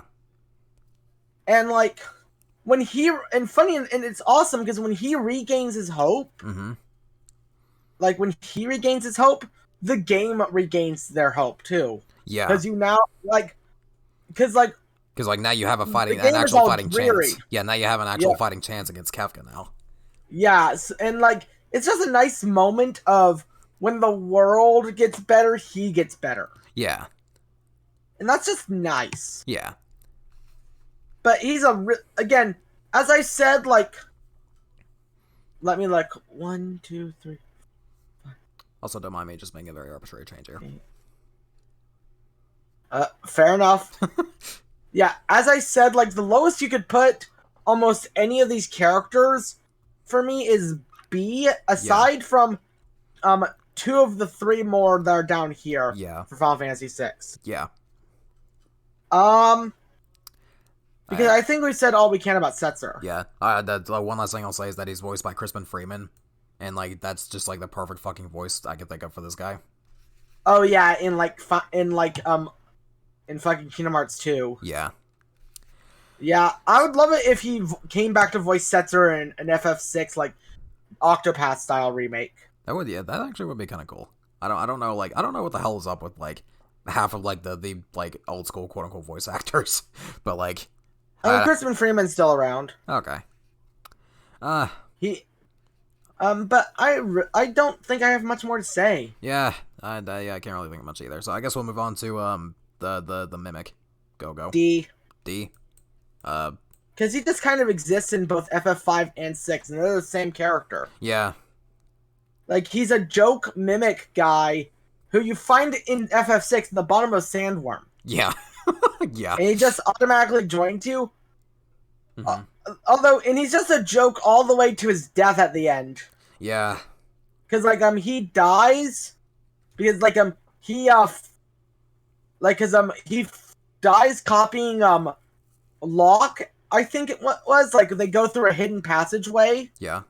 And, Go-Go sees Locke do this, go through a hidden passageway on his side, but on, Go-Go's side, it's just a giant, it's just a giant pit down. Man. And that's really all there is to him. Yeah. He's basically just funny mimic man. Yeah, pretty much. He's better than anyone in FF3, aside from Ruffia. Yeah. And even then that's debatable, but I'm not gonna fight Adele over waifuism. So I guess it's about it for Go-Go then, huh? Yeah. So I guess, Mog? C tier? B. B? I'd say low B. Okay. Bottom of B. I'll put him here then. Because he's actually, he's a simple character, but he's also got quite an arc to him, too. Does he? I don't remember this. He helps you throughout he helps you through most of the early game. Yeah, he does. But he's there for most of the early game, and him and the Moogles are some of the most helpful people out there. Yeah. And then when the World of Ruin happens, you see him, he's the last Moogle. Mm-hmm. Everyone around him has died. Yeah. Even his girlfriend and everything, but the Espers tell him that he is there to be he needs to stay alive to help out. Yeah. The people. And then he goes on to befriend the Yetis and all that. Then he goes on to befriend the Yetis, and he also gets the Moogle charm, but that's a whole gameplay thing. Yeah, that's the whole thing. But that's from his girlfriend, who's also dead. Yes. a lot of people die in FF6. FF6 has the highest body count in the series, I'm just gonna say. Yeah. And finally we have Amaro. Amaro. He is a Yeti. D, very bottom of D. Yeah, that's fair. I'm sorry, he's just... it feels even weird to have him on the tier list because he's not even a fucking character. He's not. Even though you have him on the tier list, but I had to fight to get Ursula from FF4. The after years on here, and you still said no. Well, okay, what the fuck was I gonna say about Ursula? That's there was a fair bit. I was gonna say it's bullshit. Whatever. Anyway. Yeah. Anyway, we've gotten our FF6 characters, and what did I say? Aside from 2 of them, They all belonged in S to B rank. Yeah. And you can agree with me there because Yeah. FF6 has a really strong-ass cast. Yes, it does. Say what you will. I think when I played FF6, I got Umaru, and then I just went to Kevika's castle, didn't even bring him. I didn't even give him the time of day. Yeah. So anyway, we can now start moving on to the game I actually do remember quite a bit about. Next FF7. we have Cloud, and I want to put Cloud A? here-ish, maybe? Okay, I was gonna say next to Cecil. Okay, that's fair. Above or below? Because Cloud, either way, they're both kind of equal in my eyes. Yeah, cause Cloud is basically like this guy who like he's a soldier working for Shinra, and like basically he has like a lot of these flashbacks to like his time with like working alongside Sephiroth during the whole Nibelheim incident, but like a lot you'll eventually find out that like a lot of his memories as he stated them don't really add up to what Tifa remembers, because Tifa was there too, and you eventually figure out that like what Cloud is really remembering is like he's kind of like living like basically like Zack, where's Zack? Right here.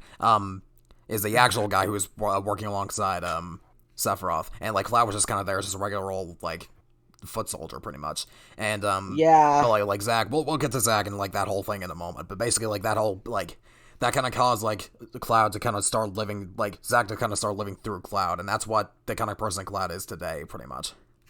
And like it's such a good like say whatever the fuck you want about Cloud being like a depressed emo kid and all that, but he has such a good fucking like arc, I think. And he's not really that much of a depressed emo kid. No, he's not. He's snarky, he's sarcastic. Yeah. He's a dork. Yeah. He's a big fucking dork. Like, people use his design for the most edgelord shit now, like... Yeah.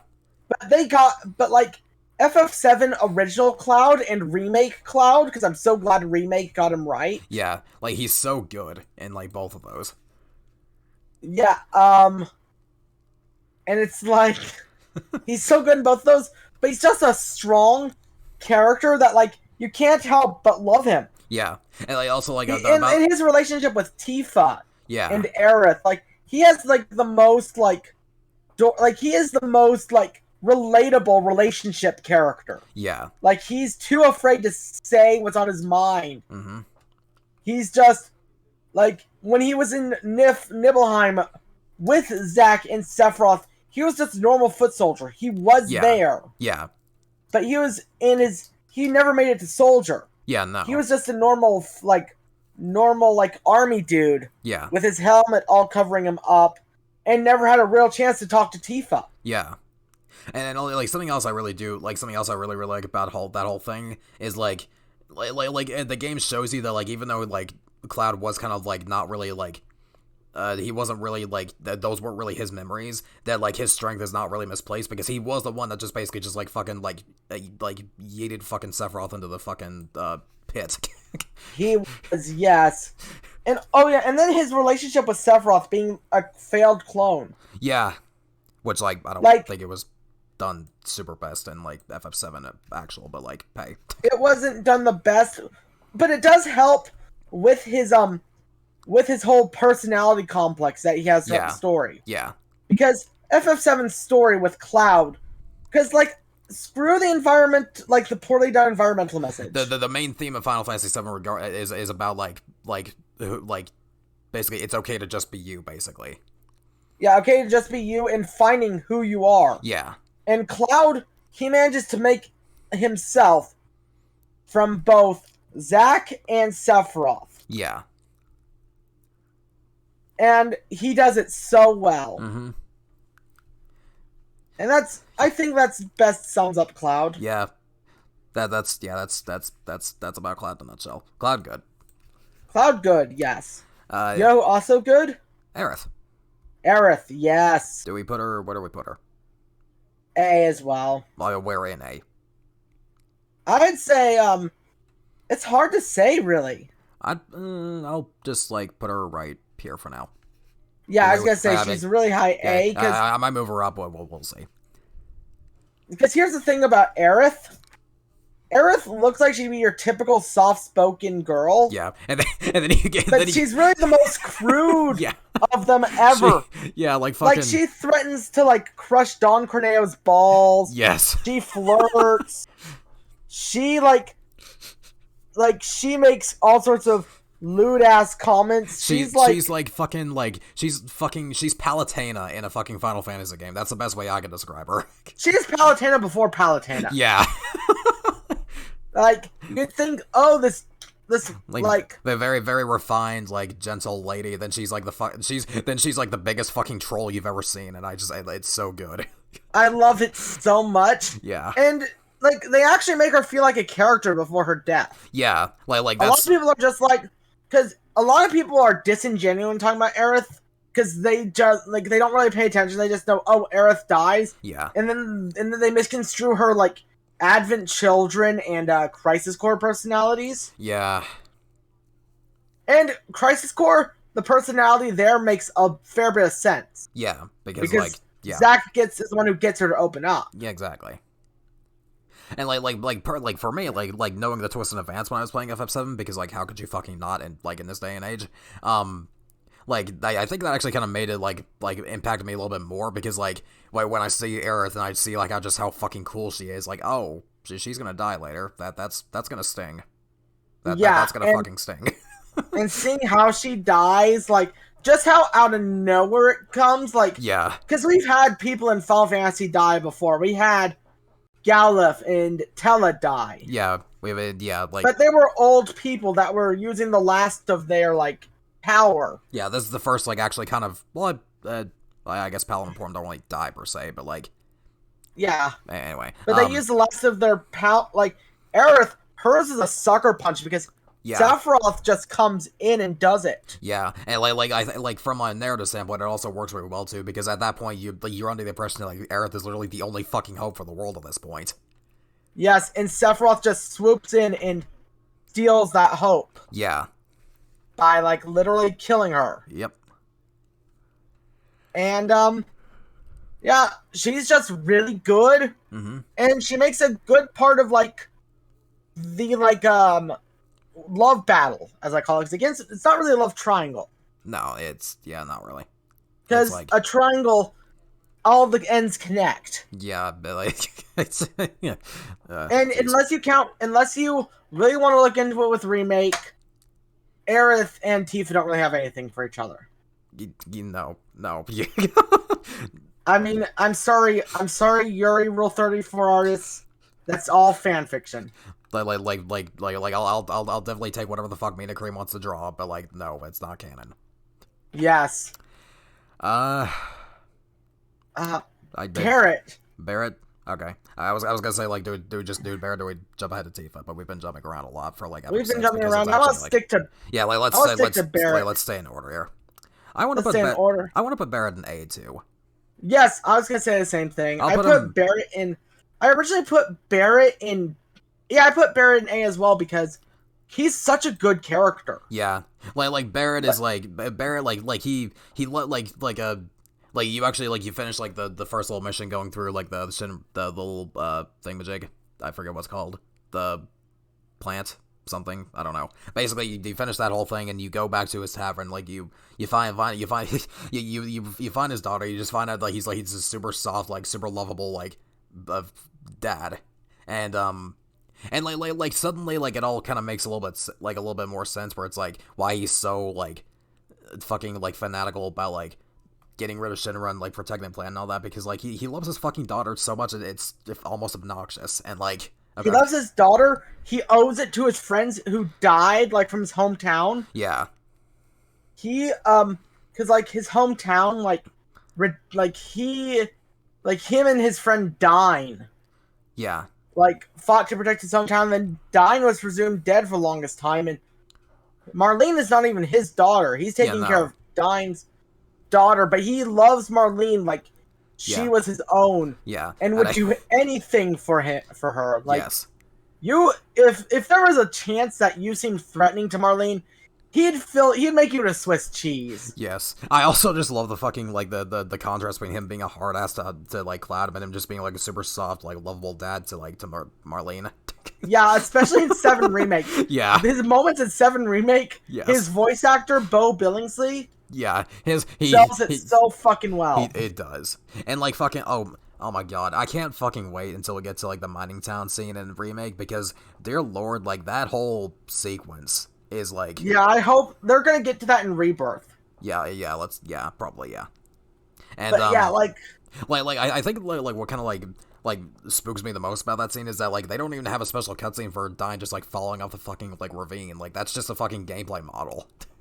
yes, I know. It's fucked.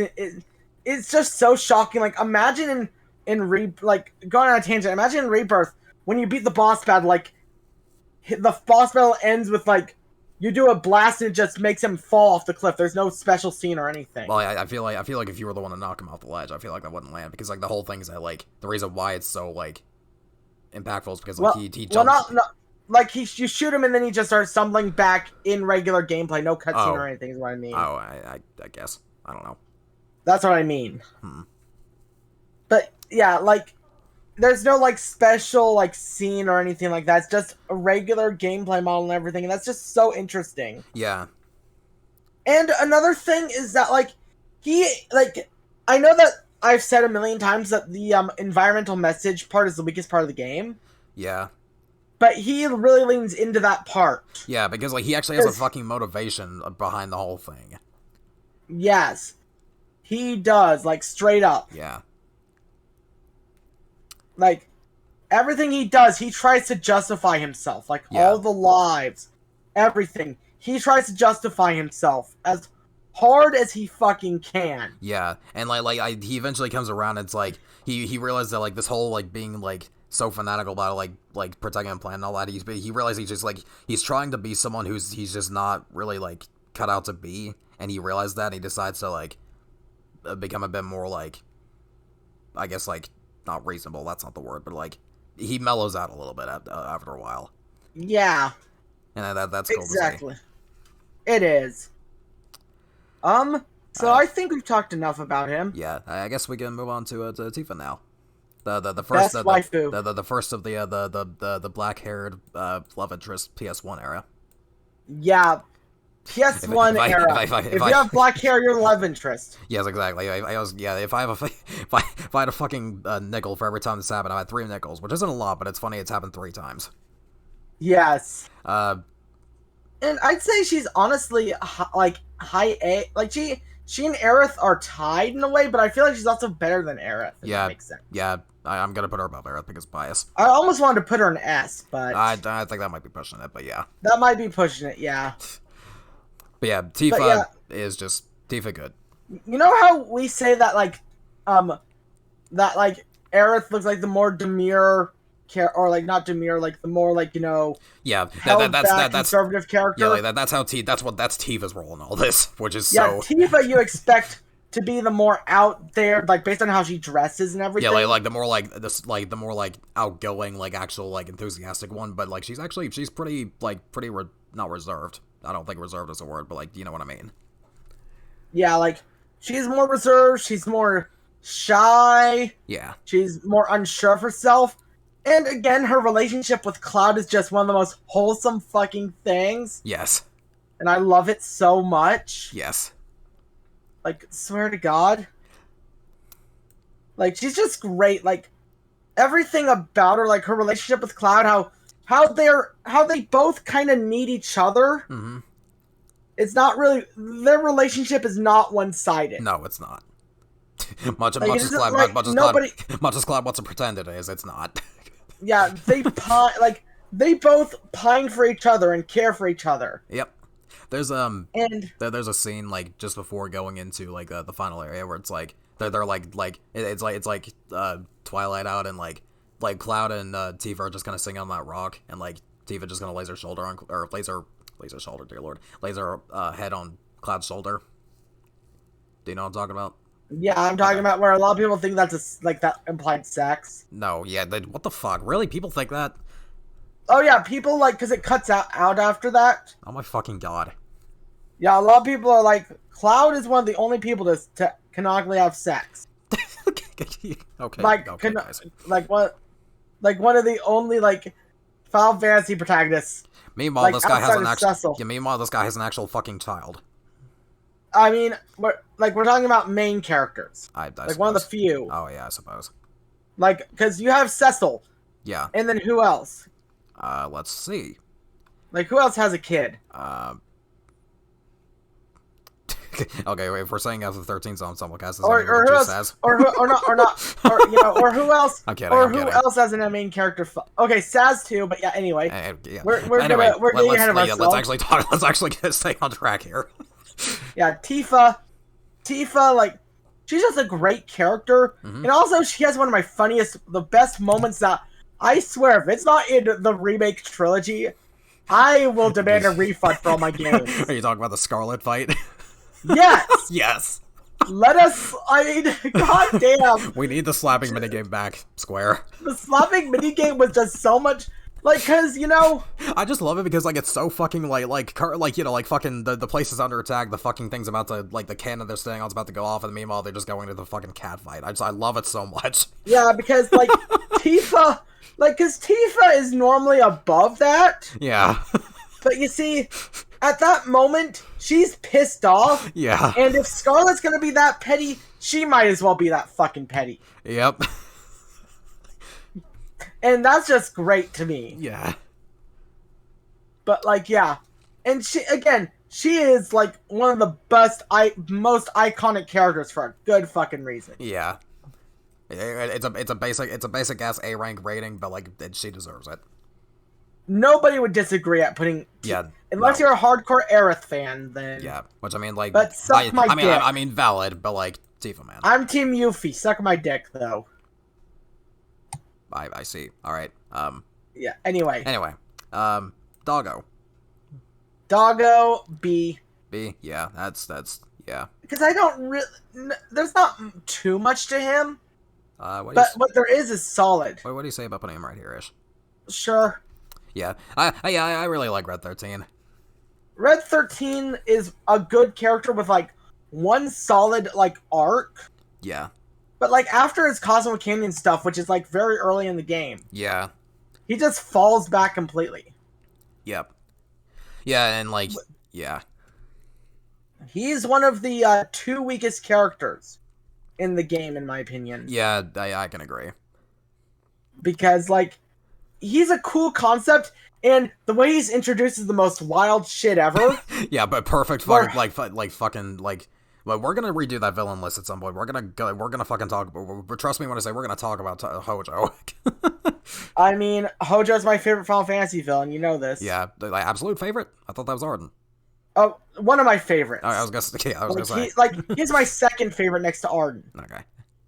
But yeah, and just the introduction of Aerith. Here's Aerith, but she's trapped in with this feral beast that I've made horny. Yeah. Because I want to repopulate the Cetra population, and I'm going to use a dog to do it. Yeah, for some reason he thought the fucking... There's an actual... he's part of an actual race, but I don't remember what the hell the race is. Yeah, he's part of a race. I don't remember. Basically, it's the ultimate white woman moment. Yeah. Oh my god. I thought that was with horses. No, it's white woman and dogs. Okay. You're thinking country girls and horses. Oh, true. There's a difference. Yeah, true. There's a difference. You could have fooled me, but true. but anyway. Yeah. Anyway, so they just pull that off, and that's just hilarious. And then 7 Remake, Max Middleman pulls off a good performance. I still can't believe that's Max Middleman. I know, right? It feels so strange. Yeah, and it's just but it's so good, though. It is, and he's just and his snark with Barrett in that game, is pretty good. I'm still gonna admit we can't play as Red 13 at least during that final stretch. But I know, but you kind of get why. Yeah. It makes no sense to design a specific combat style to learn just for a short time. I suppose. That he's barely around. I mean, we also have this guy, but I mean, yeah, hey. Well, he's not specific combat style. True. I'm talking about because FF7 Remake has different combat styles. Yeah, that's true. But, yeah. That's about it for him. Next we have Ketchi. The worst character in the game. Do we put him in C tier? D. D. Really? I just don't really care for him. He's just like Kate Sith kind of. Kaishi kind of falls super flat to me. I'm gonna put him at the bottom of C because I do. Okay, Because the thing with Ketchi is that it's also Reeves, whatever the hell. Yeah, Reeve. Okay, yeah, Reeve. Okay, yeah. With Reeve. Okay, Reeve really does boost him up a fair bit. So I'll put him top. We'll put him behind Furion. Oh, okay. Yeah. Let's put him behind Furion just to be fair. Yeah, like Ketchi being like that whole thing. Like, yeah, I like that. I don't really care too much about Ketchi either, but like, yeah. Yeah, it's just he's just there. You don't really you see a fair bit of him, but he kind of is like the most like bad faith argument character. Yeah. And it's just kind of hurts the game's quote unquote message. Yeah. Or at the very least what people want to think is the message. Yes. Which I like it may very well be it is definitely a message, but it's not the message. Yes. Anyway. Now is this the only playable Sid in the series?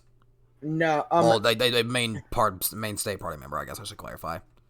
Mainstay party member Sid, I think there's FF4 Sid, which you forgot as well. I don't know, Sid, yeah, I guess. Anyway. We forgot FF4 Sid, but that says a lot. Yeah, that's about it. Okay, S tier. Yeah. I'd say S myself because he's such a great character. You know what? I think I'm inclined to agree this time. Because, dude, he's literally like you meet him at his lowest point in his life. He's a failed astronaut. Mm-hmm. Like his whole goal was in Rocket Town to fly out into space. Yeah. But like, everything got ruined. Yeah, like everything like went to hell and like he wasn't able to go to actually like successfully like do the launch, and like that like he also was like funded by Shinra to do that whole thing, wasn't he? Mm-hmm. And then when the launch failed, they just cut off the project for the longest time, leaving the town fucked. Yeah. So like he's the fucking grouchy like foul-mouthed old man, but also like you can't really blame him for being that way. Yeah, who takes it verbally out on his assistant Sheila. Yeah. Who he cares for, but he's still like, because he didn't want her to get hurt. Yeah. Like he stopped the launch because he didn't want her to get hurt. Yeah. And it's just like, and then like like towards like the end of the game, like you actually like are able to like let like Sid is able to actually like rebuild his rocket and actually like execute launch successfully, and like that's just such a good moment. It is. So something that's actually kind of interesting about Before Crisis is you actually get to see like because that game takes place like a few years in the past, like around like sort of like even before like Crisis Core even. You actually get to see like that rocket launch and like see it almost get sabotaged, and like Sid has to call it off. Like you actually get to see that whole thing play out, and I thought that was really cool.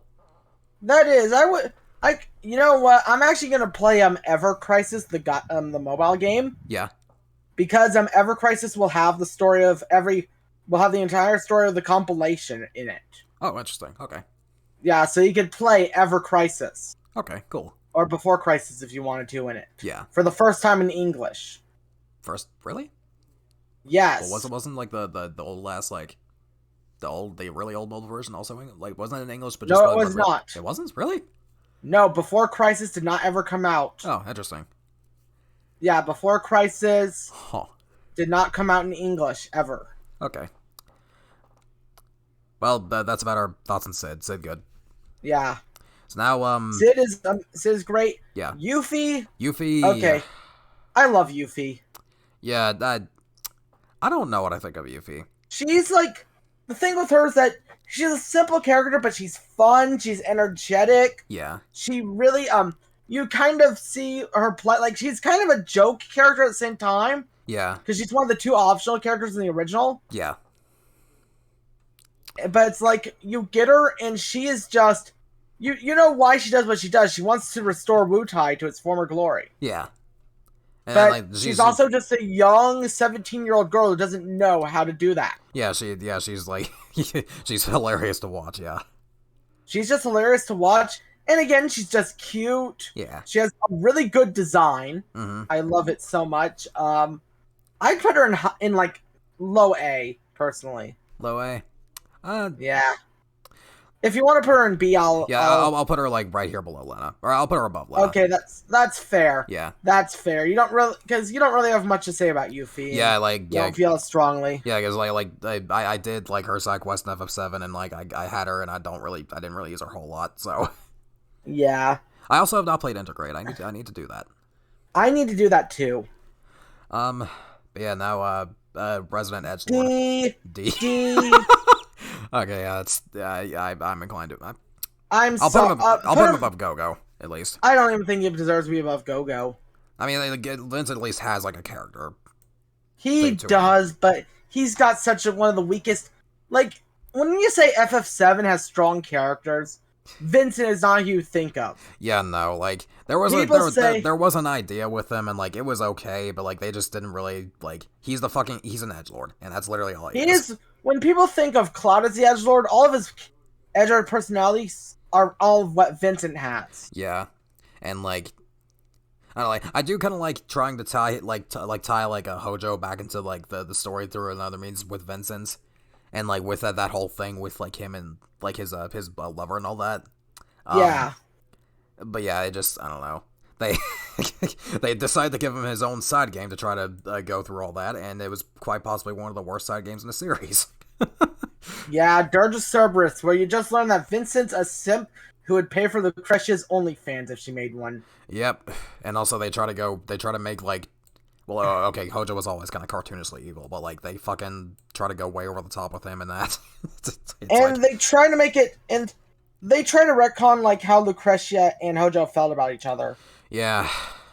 Because they want you to sympathize with Vincent so much when, my god, he has the energy of a school shooter in that fucking game. Yeah. Like, he has the energy of, like, the rejected school shooter in that game. And it's just like, my god. And I just can't stand him. Yeah. Everything about him, I just can't stand. He was a character where less was more. Yeah. But they gave him more, so they made him less. Yeah. I will say something I do like about Vincent is like his like in combat, like his limit breaks like make him shapeshift, which I don't know, just like very. I mean, his limit breaks are all classic movie monsters. Yeah, I don't know. I think that's kind of cool actually. And then his final limit break is actually pretty cool. Yeah. Because it's just chaos from FF1. Yeah, literally. Yes. Because apparently this guy isn't edgy enough. We need to make him a demon lord too. Yes. Alright, so now, a start of a chain. Yes. S. I will fight you on this. No, S. Yeah. S. Yes, fucking there. Yes. Fucking... Zack is one of the best characters in the fucking series. Yes. Like, yeah, it took Crisis Core to make him so good, but they do such a good job with him. His voice actor does a good job. Yeah. His characterization. You just love him. Like, you know he's going to die because that's part of the story. Yeah. Of the original, like, and in like... Hajime... Oh, God. Oh. In Hajime Tabata, creator of, like, Final Fantasy 15 Type 0. Yeah. This was his first game, and he fucking nailed it. Yes. And, like, yeah, like fucking, like, he's such a lovable fucking, like, goofball in Crisis Core.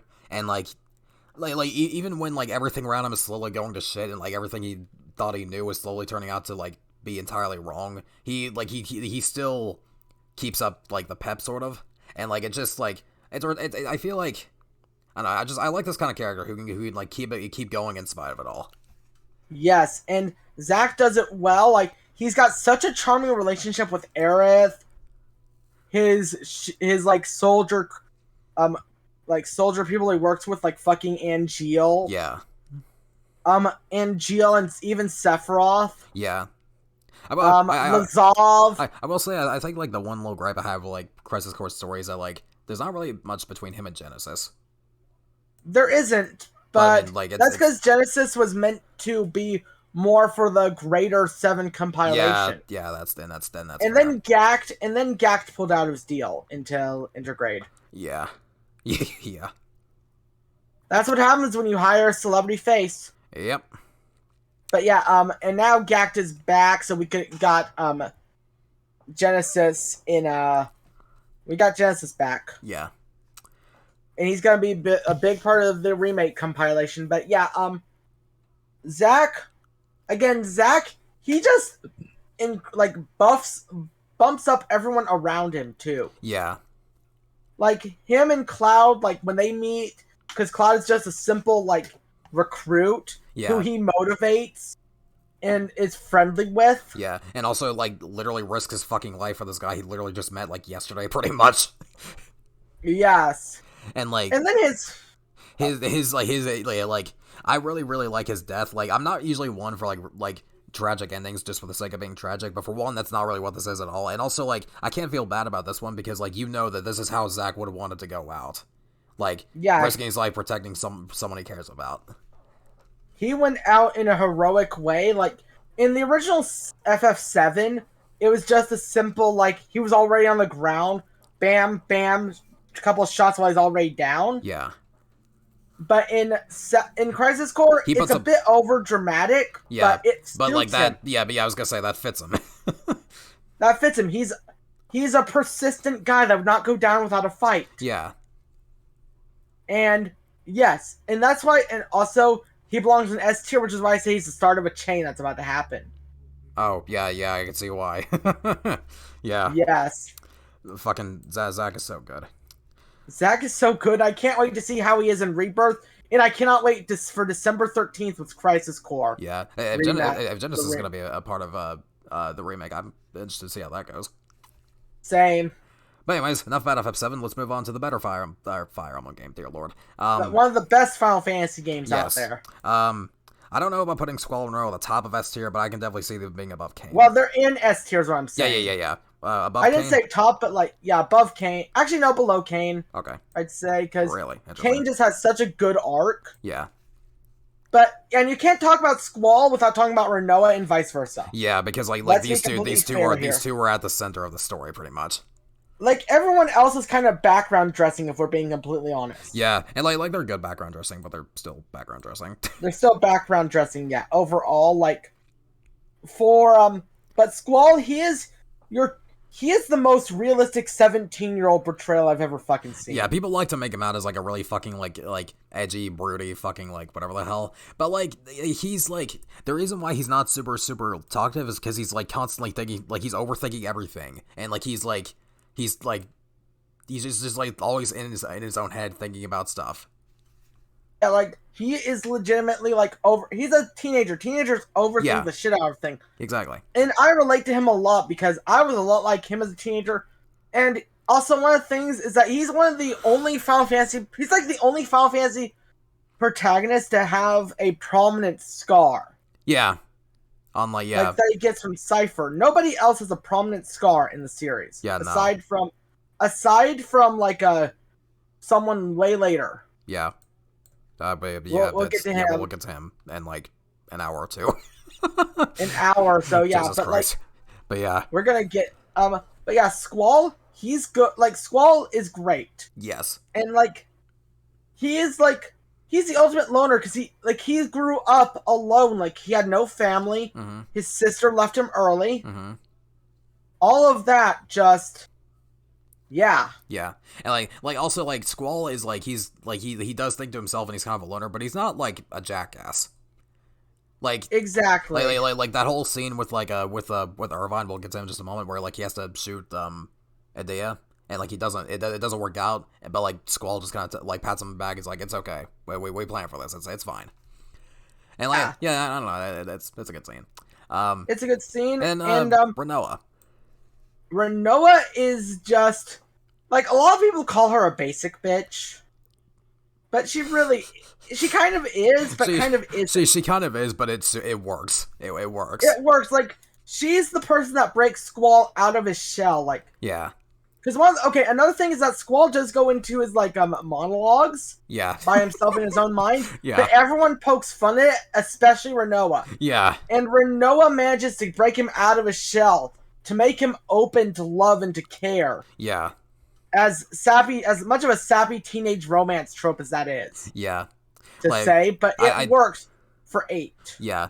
I do have like, well, okay, it's more of an issue with Ultimecia, but like we'll discuss that when we go revisit the thing. There was actually part of that I forgot to mention when we did that a bit originally, so remind me that there's like something special. Is it about that theory? It's about the theory, but it's also like it's something else regarding that I wanted to say that I forgot to when we. Yeah, but anyways, Renoa is Renoa good. Renoa is great, and also she's got a dog. Yeah, we can't hate, and also just her parallels with Laguna, even like. Yeah, how she kind of ties into Laguna's story in a way. Is it Laguna? Because like Laguna was like the guy, right? Laguna is Squall's dad, but remember, Laguna's original lover was the singer Julia, who's Renoa's mom. Okay, yeah, true. So like, and Renoa's mom was in love with Laguna, but settled for General Caraway. Yeah. Meanwhile, fucking Laguna moved on to Rain. Yeah. But had to leave her to go rescue, like, alone. Yeah. Also, we should have put fucking Laguna on here. Yeah, we should have. That kind of slipped my mind. A lot slipped your mind, my dude. Well, okay. In my defense, we already have, like, God knows how many characters here as is. Like, we'd be here for, like, literally 5 hours. We'd be here forever. And if we added Laguna, we'd be here for forever, because I have a lot to say about him. Yeah. But anyway, but yeah, like, just how they tie in, but it's like, but now, and both Squall and Renoa get to do what both of their parents never got to. Yeah. They got to be with the person they love. Yeah. And, like, fucking, like, another thing with Renoa is, like, the whole, the eyes on you scene. You know what I'm talking about. That scene is, like, it feels so weird, like, they do that moment to play Eyes on Me, but it also works at the same time. It works. It really, really works. Because, like, there's so much going on there, and it's, like, it's bittersweet, but it also kind of feels good at the same time. And their ending is just so wholesome. I love it. Like, yeah. You can't help but love the ending of 8. Yeah, these two, that like, I don't care what you have to say about Celis and Locke. This is the true best couple in FF. They're both tied. I'm not gonna lie. I will fight you on that. They're both tied. They're both tied for me, at least. Well, to avoid the unnecessary bloodshed, let's just go and move on to Quistis. B tier. B tier, yeah, because she's an okay starting character, but I'll put her like right here-ish. Yeah. The problem is that she falls off rather quick. Yeah, she's Squall's teacher, and like she just like she's into Squall because everyone in this game wants to be like all 3 of the girls seem like Squall. Yeah. Like if Squall was a teenager with any hint of, because he's a teenager like us who has no idea that people are flirting with him. Yeah, it's. But if Squall had a single brain, like a single neuron in cells in Squall's brain, lit up, he'd get the easiest threesome of his life. Yeah, threesome, foursome, because he said all 3 of them, right? All 3 of them, easiest foursome of his life. Because let's be fair, Sophie's dumb as bricks. Yeah, she is. But we'll get to her. Yeah, we'll get to her in a section. We'll get to this fucking yeah. If Vice was allowed to take over, I would make like another fucking tier for Sophie. I love her so much. Yeah, yeah, Quistis. Yeah, Quistis. She's an okay character. She's a good character early on, but like every other character, she falls out of the story pretty quick. She kind of fades in the background. Like these two are so fucking good, and the game that gives them so much time together. But the trade off is that the supporting cast kind of falls off the face. Yeah, this game is a love story. This game is the game is a love story where it's a character driven love story. It's why the world of 8 doesn't have much to it. Yeah, but the characters of Squall and Renoa are strong. And so is Quistis in a way, but not as strong as we'd like her to be. Yeah. I do like how they actually kind of, like, do something, because they kind of do something with, like, the whole unrequited love thing, right? Yeah, and also, she is part of a side quest in the game if you want to torture yourself with it. Oh. I don't remember this. She's part of the, what's the name of the card game? Triple Triad? Triple Triad, yeah. Yeah, so there's a whole like royalty system of triple triad. You've got the jester, you've got the king, you've got Yeah. all of those. Yeah. And at the top sits the king of cards. Right. And she's the king. Ah. So like, And yeah. so like if you get high enough in the like game, she'll come to you and ask you to play her. And you unlock and you get some really good cards off of her when you beat her. Right. For magic, whatever the hell. For magic and stuff, for refining. Yeah. Yes. Anyways, Quistis, she's solid.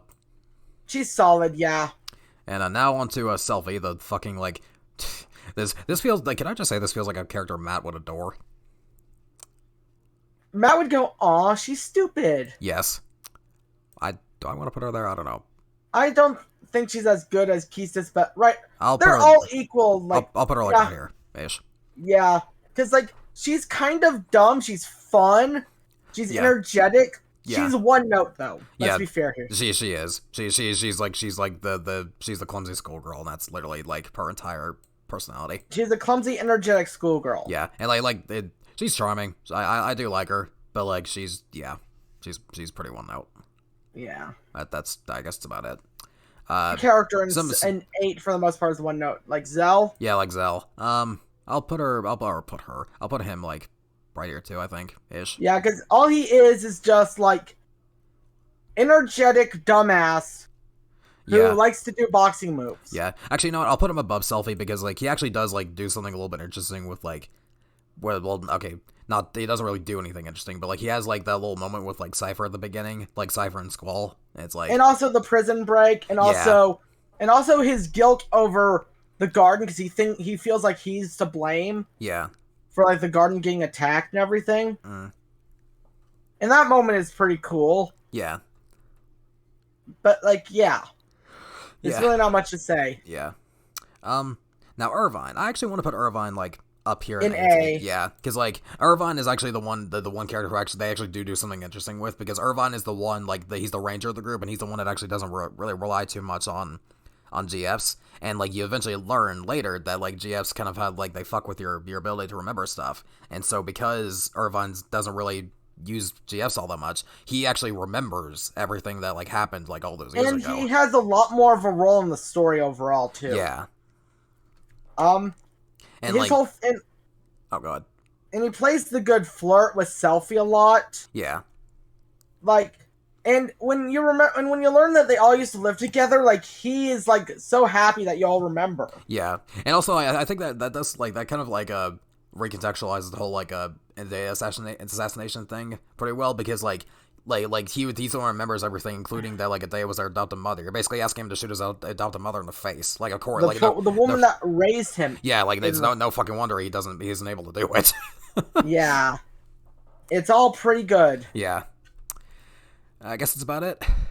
Yeah. Also, really quick, I need to get some water, so it's I'm right by my place. Yeah, that's so fair.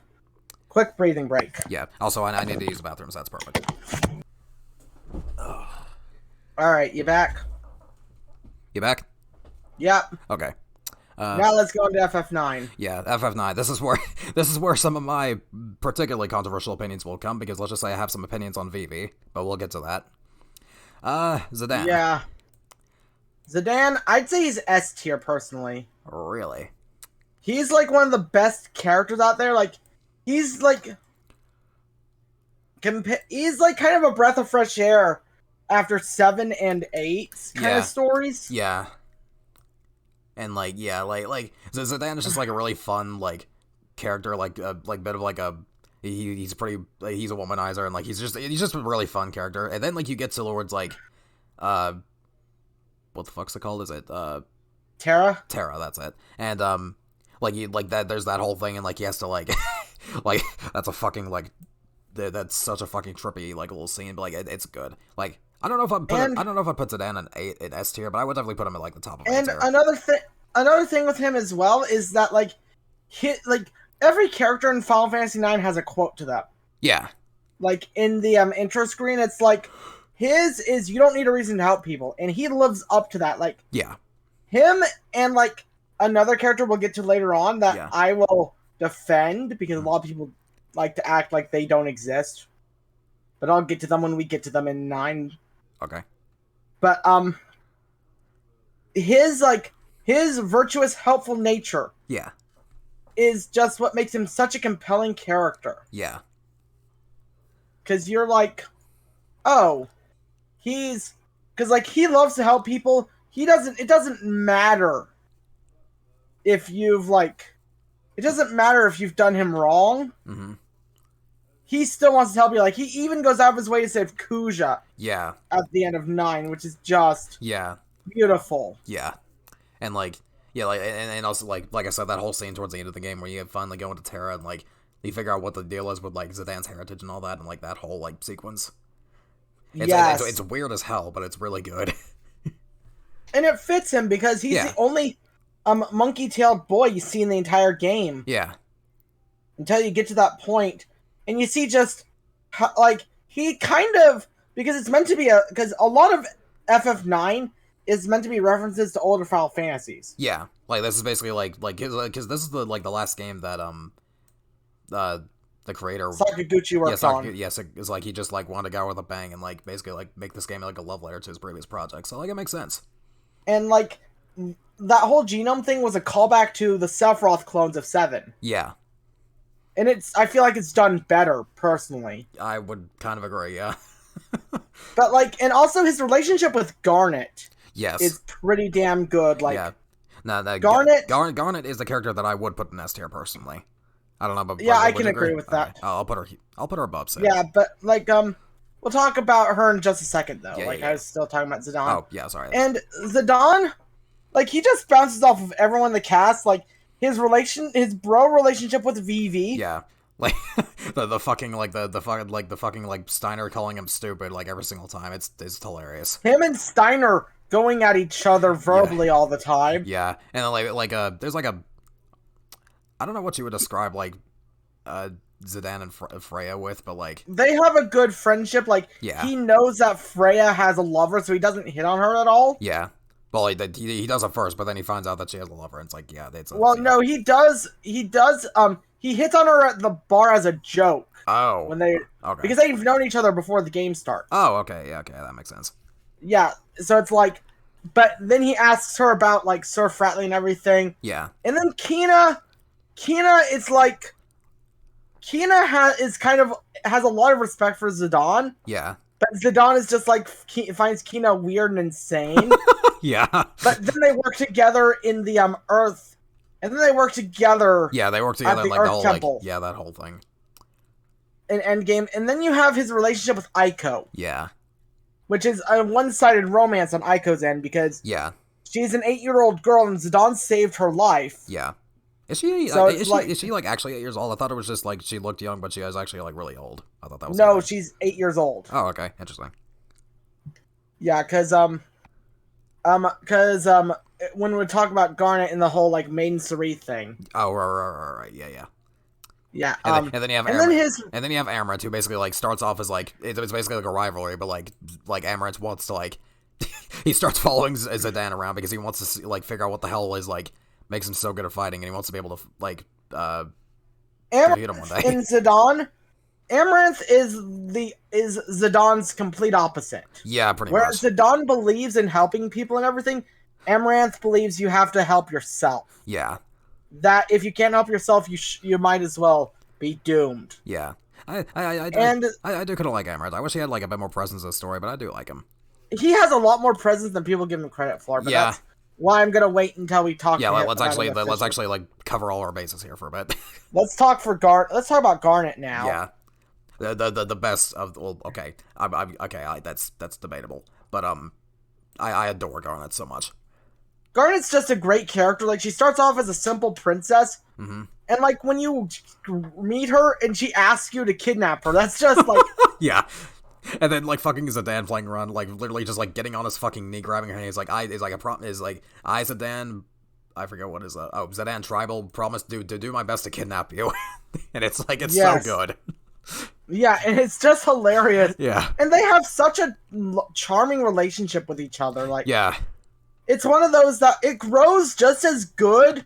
It grows. It's one of those top tier couples. Yeah. While I can agree with you that Zidane is not nearly as good as Locke and Celis Or next to these each two. other, But like, yeah. or those two.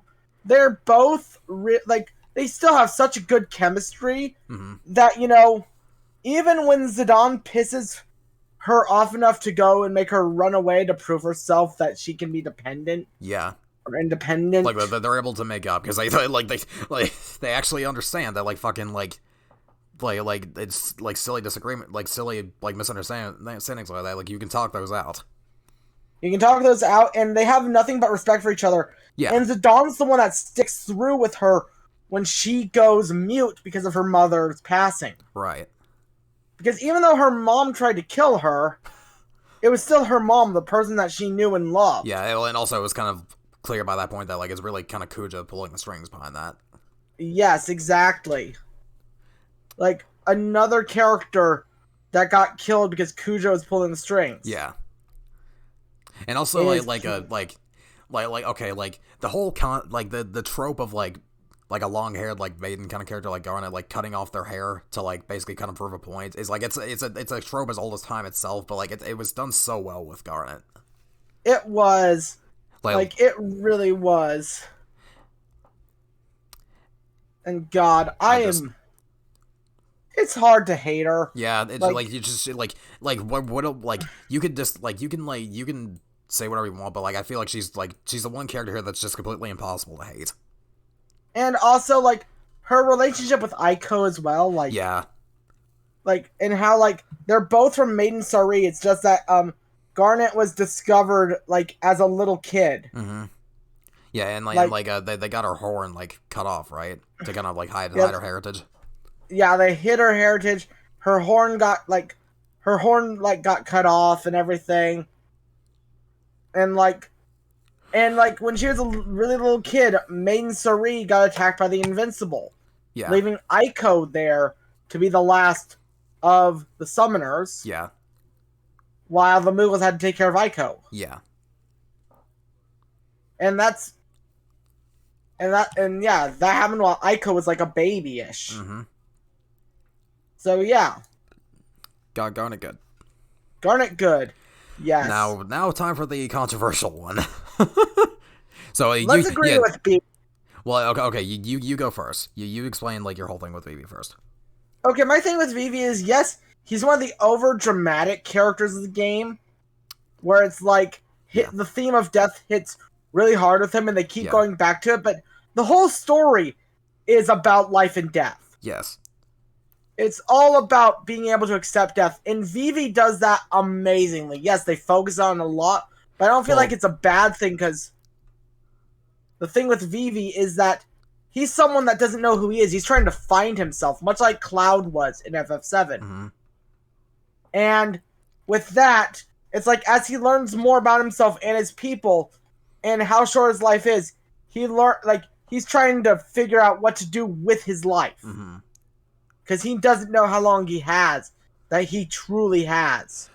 So, my thing with Vivi is, I do agree that, the whole thing he has with him right now is, it does tie into the themes, but, my issue is, why does he have to die for this to work? I feel if you just stopped it as, him discovering that, the other black mages like him are, literally, mass-produced in a fucking factory to be these, mindless, death machines, I feel you could have just left it there and still had this thing work where it's Vivi, you could take it the angle is even though Vivi is of a race of creatures that are literally factually designed to be mindless, whatever the hell, Vivi can still choose how to live his own life and choose to help people just to be the thing about that is that it would then ruin the theme about accepting mortality, because Kuja's whole thing as a villain is denying mortality. You can just do you really need to extend that to Vivi too, though? I feel like with Kuja, that works. That works just fine if you just do it with Kuja. I feel except because two ends of the same coin. Kuja never until the very end accepts it. Vivi does, because he knows that you're only given enough time. You got to make it count. Kuja, he was originally designed he believed he was meant to live forever. Vivi didn't know, but Vivi learns to accept it, and because he knows the black mages have a short lifespan, he wants to they can make the best of it, and that's the theme of 9 is making the best of your life while you have it. I guess, but I don't know. I still feel like there's a better way to go about this with Vivi. I see where you're coming from. I don't necessarily agree. I still think he's very high B, like top 3 of B. I was gonna I don't think he's the worst thing ever because I do still I really don't like the direction they take with Vivi, but I do still kind of like Vivi just on his own. I was gonna put him in maybe high C, bottom B ish. So I guess we'll just compromise and put him pure-ish, maybe. Yes. I don't know. Yeah. I definitely do feel I don't just because to me it just feels like pulling the age all oh yeah, by the way, you're gonna die within in the foreseeable future. It just doesn't combined with all the other shit that is kind of hoisted onto Vivi or Vivi and the black mages as a whole. I feel it's just you could have done okay, a better way to rephrase it. You could have had the whole death thing without the whole mass produced whatever the hell, or you could still have had the mass produced, and not have the death thing. But I feel combining them both at the same time just feels like it's too much. I see where you're coming from, and I don't agree, but I see where you're coming from, so I'm willing to compromise. Okay, that's fair. Now let's move on to one of my favorite characters. A character we can both agree that is really good. Steiner. I'd say he's not high of A, but he's low A. I'll put him above Shadow. Because he's got such a good character arc. Actually, I'll put Irvine above Shadow too. Yeah, let's keep Steiner, he is such a good character because he starts off at this blind defensive knight. Yeah. Who believes he's doing good for everyone. Mm-hmm. He's blind to his own kingdom's atrocities. Mm-hmm. But when the world literally throws it in his face, yeah, he breaks down, but he learns to accept it. He learns to fight back against. Yeah.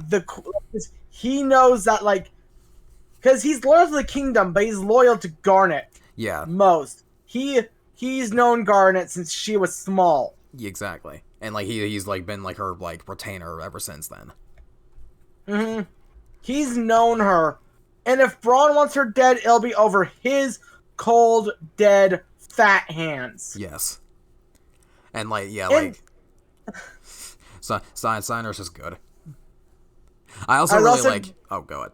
Oh, I was also were you about to bring up his relationship with Beatrix? I actually wasn't, but yeah, let's talk about that too. Because they're both him and Beatrix are both leaders of 2 different knight divisions. Mm-hmm. He is more of a specialized division, the Knights of Pluto.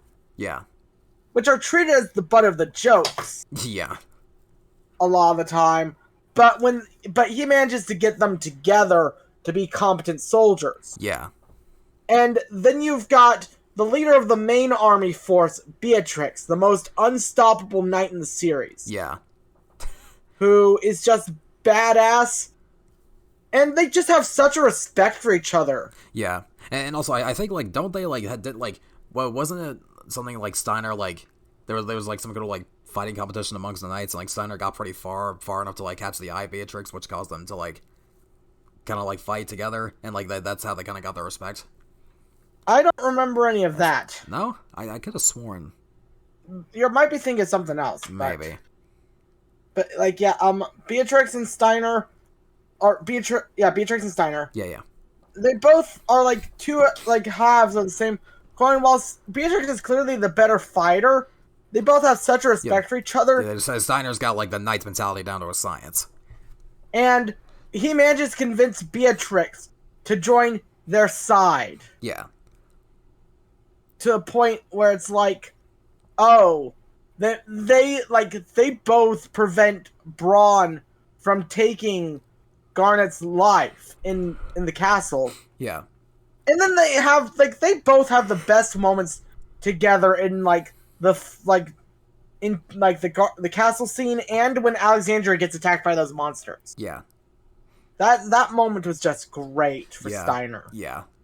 I also not like at the very beginning, like when when like Steiner's like chasing Zidane, trying to stop him for kidnapping Garnet, and like he stumbles upon like the stage play, and like like fucking like Garnet has to act like she like gets hit by an attack and dies, and like Steiner like thinks she actually does get hurt, and like he's playing along perfectly, but like he's not really meaning to play along with the play. I know. That's it's just like perfect. that kind of whole stick is like that's just like fucking like that's a like comedy thing that will always make me laugh. I know, right? and like when Steiner's just confused on the stage, like they play him for a good comedic relief, but again, like when they need him to be serious, he's actually a good job at being serious. Yeah, too. he's a hard ass that like you can make funny, but also make very very like make work in a more serious scene. Yes. And that's really all you can say about. And also his relationship with Vivi. Yeah. Like, you might not like Vivi, but you cannot deny they have such a good relationship. Yeah, like Steiner finds out that he's a black mage, and now all of a sudden he's like sucking up to him pretty much. It's funny. Black mage, and also just has nothing but respect for the young man. Yeah.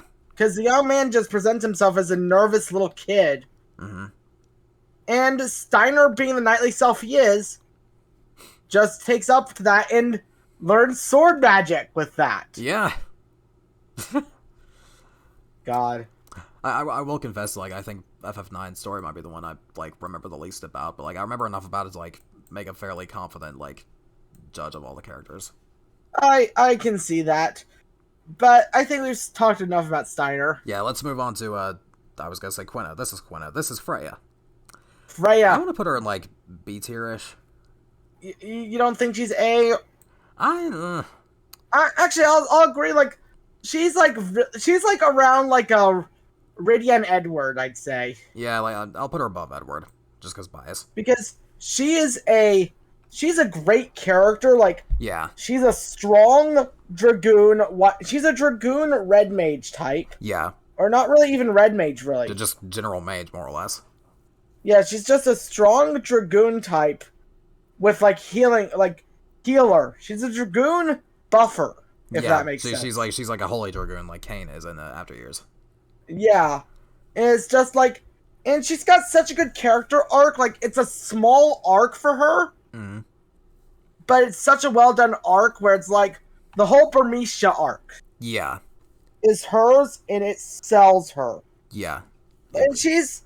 And her story really plays out up until Alexandria. Yeah. Where she works with Beatrix. Mm-hmm. To help get Garnet escape and everything. Yeah. And like, during that time, it's just strong. Like, she's a strong character that, like, even though she's pining after her lover, Sir Fratley. Yeah. And then, like that whole thing where it's like, he actually is alive, but, like, he doesn't remember anything about his past life, including who Freya is. Yes. So, like, like, fucking, like, poor woman needs a fucking hug after that. She does, but she's such a... she doesn't let it break her. Yeah. Because Zidane helps her, like... Yeah. That's another thing. Zidane... And that's the reason I wanted to put Zidane in, like, low S, was because just how much of a booster he is for every other character in the game. Yeah. You know what? Here, I'll put Zidane and I'll back up an S. I'll put him above Sid. Okay, yeah. Fair. But, like, yeah, he is such a strong character. Mm-hmm. But, like, she is such a strong character, like, even though she's got a low amount of time, she's also a really good party member, but that's... Oh, yeah. I remember when I was playing it, like, for the first time, I was, like, bugging. It was, like, I think, like, the mid to late game stretch where it's, like, Freya's just kind of gone for a bit. I'm just like, do I get Freya back? Yes, and I had to just keep quiet because I didn't want to tell you, and I wanted you... And also, like, speaking again, she's also someone that butts heads with Amaranth. Yeah. And her, like... And even though that's kind of more minor compared to the Zidane Amaranth... Yeah. It's still really good. Yeah. But, yeah, that's really all you can say about Freya. Yeah, Freya good. You know what? I'm going to bump her up to A tier. You convinced me. Yes, thank you. Also because I can't stand the fucking, like, single thing, like, at the end of the line, like there was just a moment ago. Yeah. Anyways, Quina. I kind of want to put them in C. Yeah, I was thinking about the same thing. Because I don't dislike them, but they don't exist. Yeah, like they're just kind of like they're comic relief, and they just kind of like they're exist. comic relief, and they do have like a scene together. Yeah. Like they do have some scenes in the story, but I will say this: I do adore like the whole scene with like Vivi and Quina, like that. Yes, that's just hilarious. Yeah. But like otherwise, Kina's just there for a quick joke to get you to a Fossil Rue. Yeah. And then back. And then also to be your blue mage. And also be your blue mage. But yeah. That's about it, yeah. Now for one of the stronger characters. Oh, so strong. Okay, stronger, you said. I was like, I wasn't sure what you said for a moment there. Where do we put Eiko? I'd put her like B, honestly, like high B. Above Yuffie? Yeah. Because she's such a strong... I know that it creates that third line you don't like, but we've got... I'm sure we've got more people here we'll put in the B's here, so it's fine. Yeah. But it's like, yeah, Eiko, she is just... she's kind of a cute, fun character. Like, yeah. She's the last of the summoners. Mm-hmm. She has her cute little crush with Zidane. Yeah. Where it's like, yeah, it's an 8-year-old whose life got saved by this guy. Yeah, it's like that's just something that kind of happens. It's not really creepy per se. Yeah. It's just something. It's not creepy per se, but it's cute. She's also got a relationship with her own Moogle Mog. Yeah. And honestly, wasn't there a whole thing with her and Steiner too? Because like that's what starts like the whole fucking like letter fiasco at that point. Yes. Her letter to Zidane. Oh, right. It like gets mixed up with Steiner's letter to Beatrice, and like that's just creates no, Steiner. No. Her letter gets lost because Baku throws it away. Oh. And then Steiner thinks it's a letter from Beatrix, and then Beatrix finds it and thinks it's a letter from Steiner. That entire fucking scene is comedy gold. It is. I love it so much. It really is. And also, her relationship with Garnet, like, where it's a one-sided rivalry because, again, little kid. Yeah. Cuteness. Yeah. And then her relationship with Vivi. Yeah. You know, they're just really, it's just like two children. Yeah. Interacting with each other. And also her moment with Garnet when they summon Alexander. Yeah. That Alexander scene is still one of the best ever. Yes, it is. Like, that's an iconic Final Fantasy moment. Like, I've heard of people that have never played Final Fantasy IX, but they know about that scene. Mm-hmm. Because that's just how iconic it is. for me, it was I didn't know anything about FF9, but I knew about Kuja. Yeah, that's because I didn't shut the fuck up about Kuja. Well, no, that's also because like I remember like the fucking like the age of like back when like top 10s were still like a pretty prominent thing on YouTube, and like people hated fucking Necron for being like an out of nowhere final boss. Yeah, meanwhile I'll defend Necron, but not. Later date. Later date, but yeah. Anyway, Eiko is still really good. Like, she's just a solid character all around. Yeah. Who's just fun and has a lot to the story because she adds to the summoner lore. Because you know how I talked about how 6 makes summons the most important in the series. Mm-hmm. I feel like 9 makes them the second most. More than 10. Yeah, more than 10, probably. More than 10, yeah. Like the 10 wants to act like summons are really important, but they're just kind of like, eh. I mean, they are more than 10, but like, eh. Yeah, but anyway. No, 9 is the second most important. Yeah. For summons. Yeah. And she's part of Y. Yeah. She and Garnet are part of Y. Mm-hmm. But yeah, I think that's really all I can add about. Okay. Now, let's talk about Amaret then. Above Red 13. Oh, really? Interesting. Okay.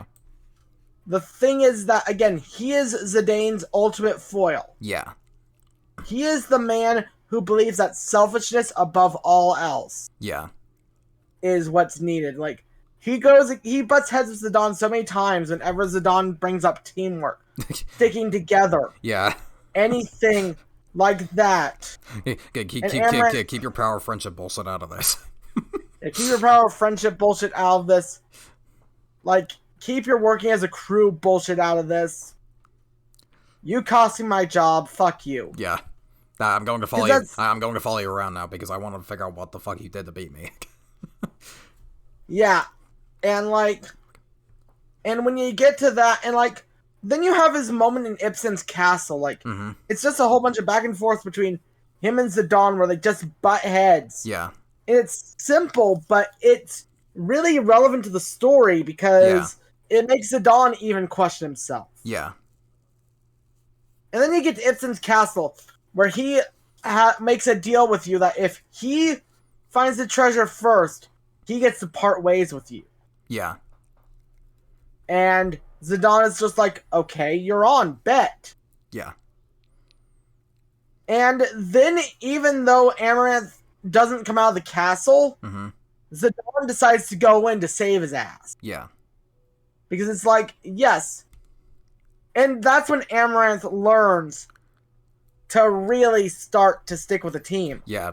Basically, like, this man's literally just fucking, like, Knuckles the Echidna in a Final Fantasy game, pretty much. He is.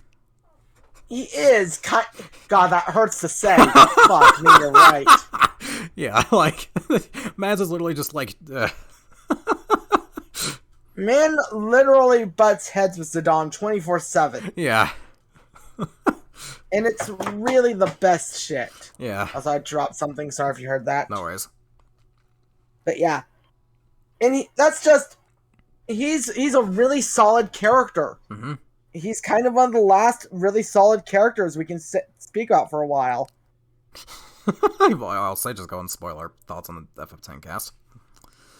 Yeah, I guess we'll just go and rip this bandit off. Where does Tidus go, and why is it D tier? Annoying. He's one of the most annoying fuckers ever. I was kind of exaggerating. I think realistically, I think I would have put like Tidus at like bottom of C. Because like okay, if we have to be super fair, bottom of C. Because like there was at least a cool idea with Tidus. That, like, at least it's the letter of Cancer. Let's be fair here. At the very least, it's like I'm just gonna ignore that. And, like, at the very least, it's like I said, there was a cool idea with him being like an unsense, and like that just the whole thing with Jax, and like that's I still think that's all pretty cool.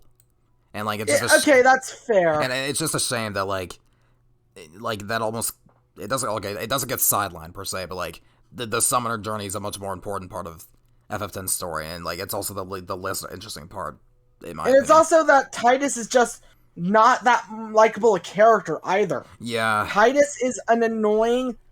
Like, I get that he had a horrible past with his father jacked and everything. Yeah, but the empathy only runs so far before you're like, Jax, can I go back in time and abuse him with you? They try to make him like the fucking like the like they try to make him like Zidane 2.0 where he just kind of like picks everyone up, but like he doesn't really do it very well.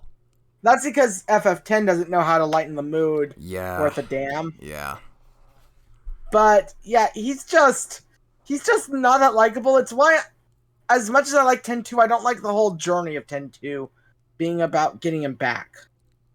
I mean, it makes sense, but yeah. Yeah. And hey, we get Shuyin out of it. And Shuyin is a great villain. Yeah, but we'll save that for a later date. We'll save that for a later date. But hopefully I'll remember not to be stupid that time. Yeah. So I guess, okay, you know what? I want to put Yuna in... I'm gonna... Oh, what? I'll defend Yuna because of 10-2. Yeah. I'll put her, like... Okay. Where do we put her? Above? High B. Oh, high B, okay. Like, mid B, or higher mid B, honestly. Here-ish, maybe? Yeah, because here's the thing. She's a great character in 10-2, but she's just kind of a doormat in 10. She's I call her the doormat of characters. Yeah, in 10 because she's like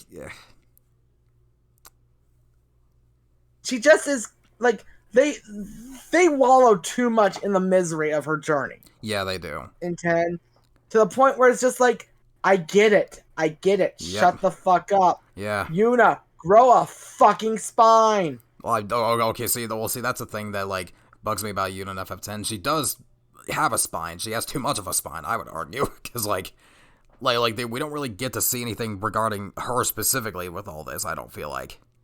Okay, that's fair.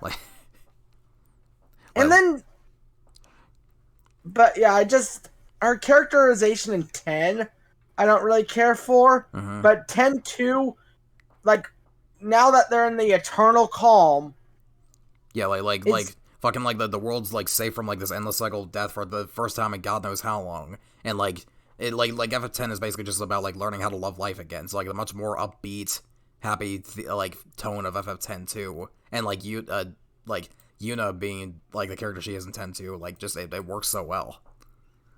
It does. She's much more fun. She's like Riku has really helped her open the fuck up. Yeah. Like Riku literally like because Riku like I don't care for Riku much in 10, but we'll get to her when we get to her. Mm-hmm.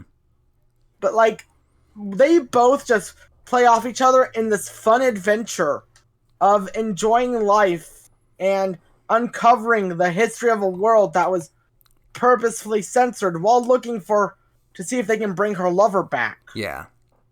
And like it's a bit of a ridiculous adventure, but it's also fun, and she just bounces off the cast and Shuyin of all people. Yeah. Like her and Yuna good. Yuna great. Should we move her up? No. Okay. Yuna in 10 is okay. Well, this is also yeah. I was gonna say this is assuming both 10 and 10 too. Yeah, exactly.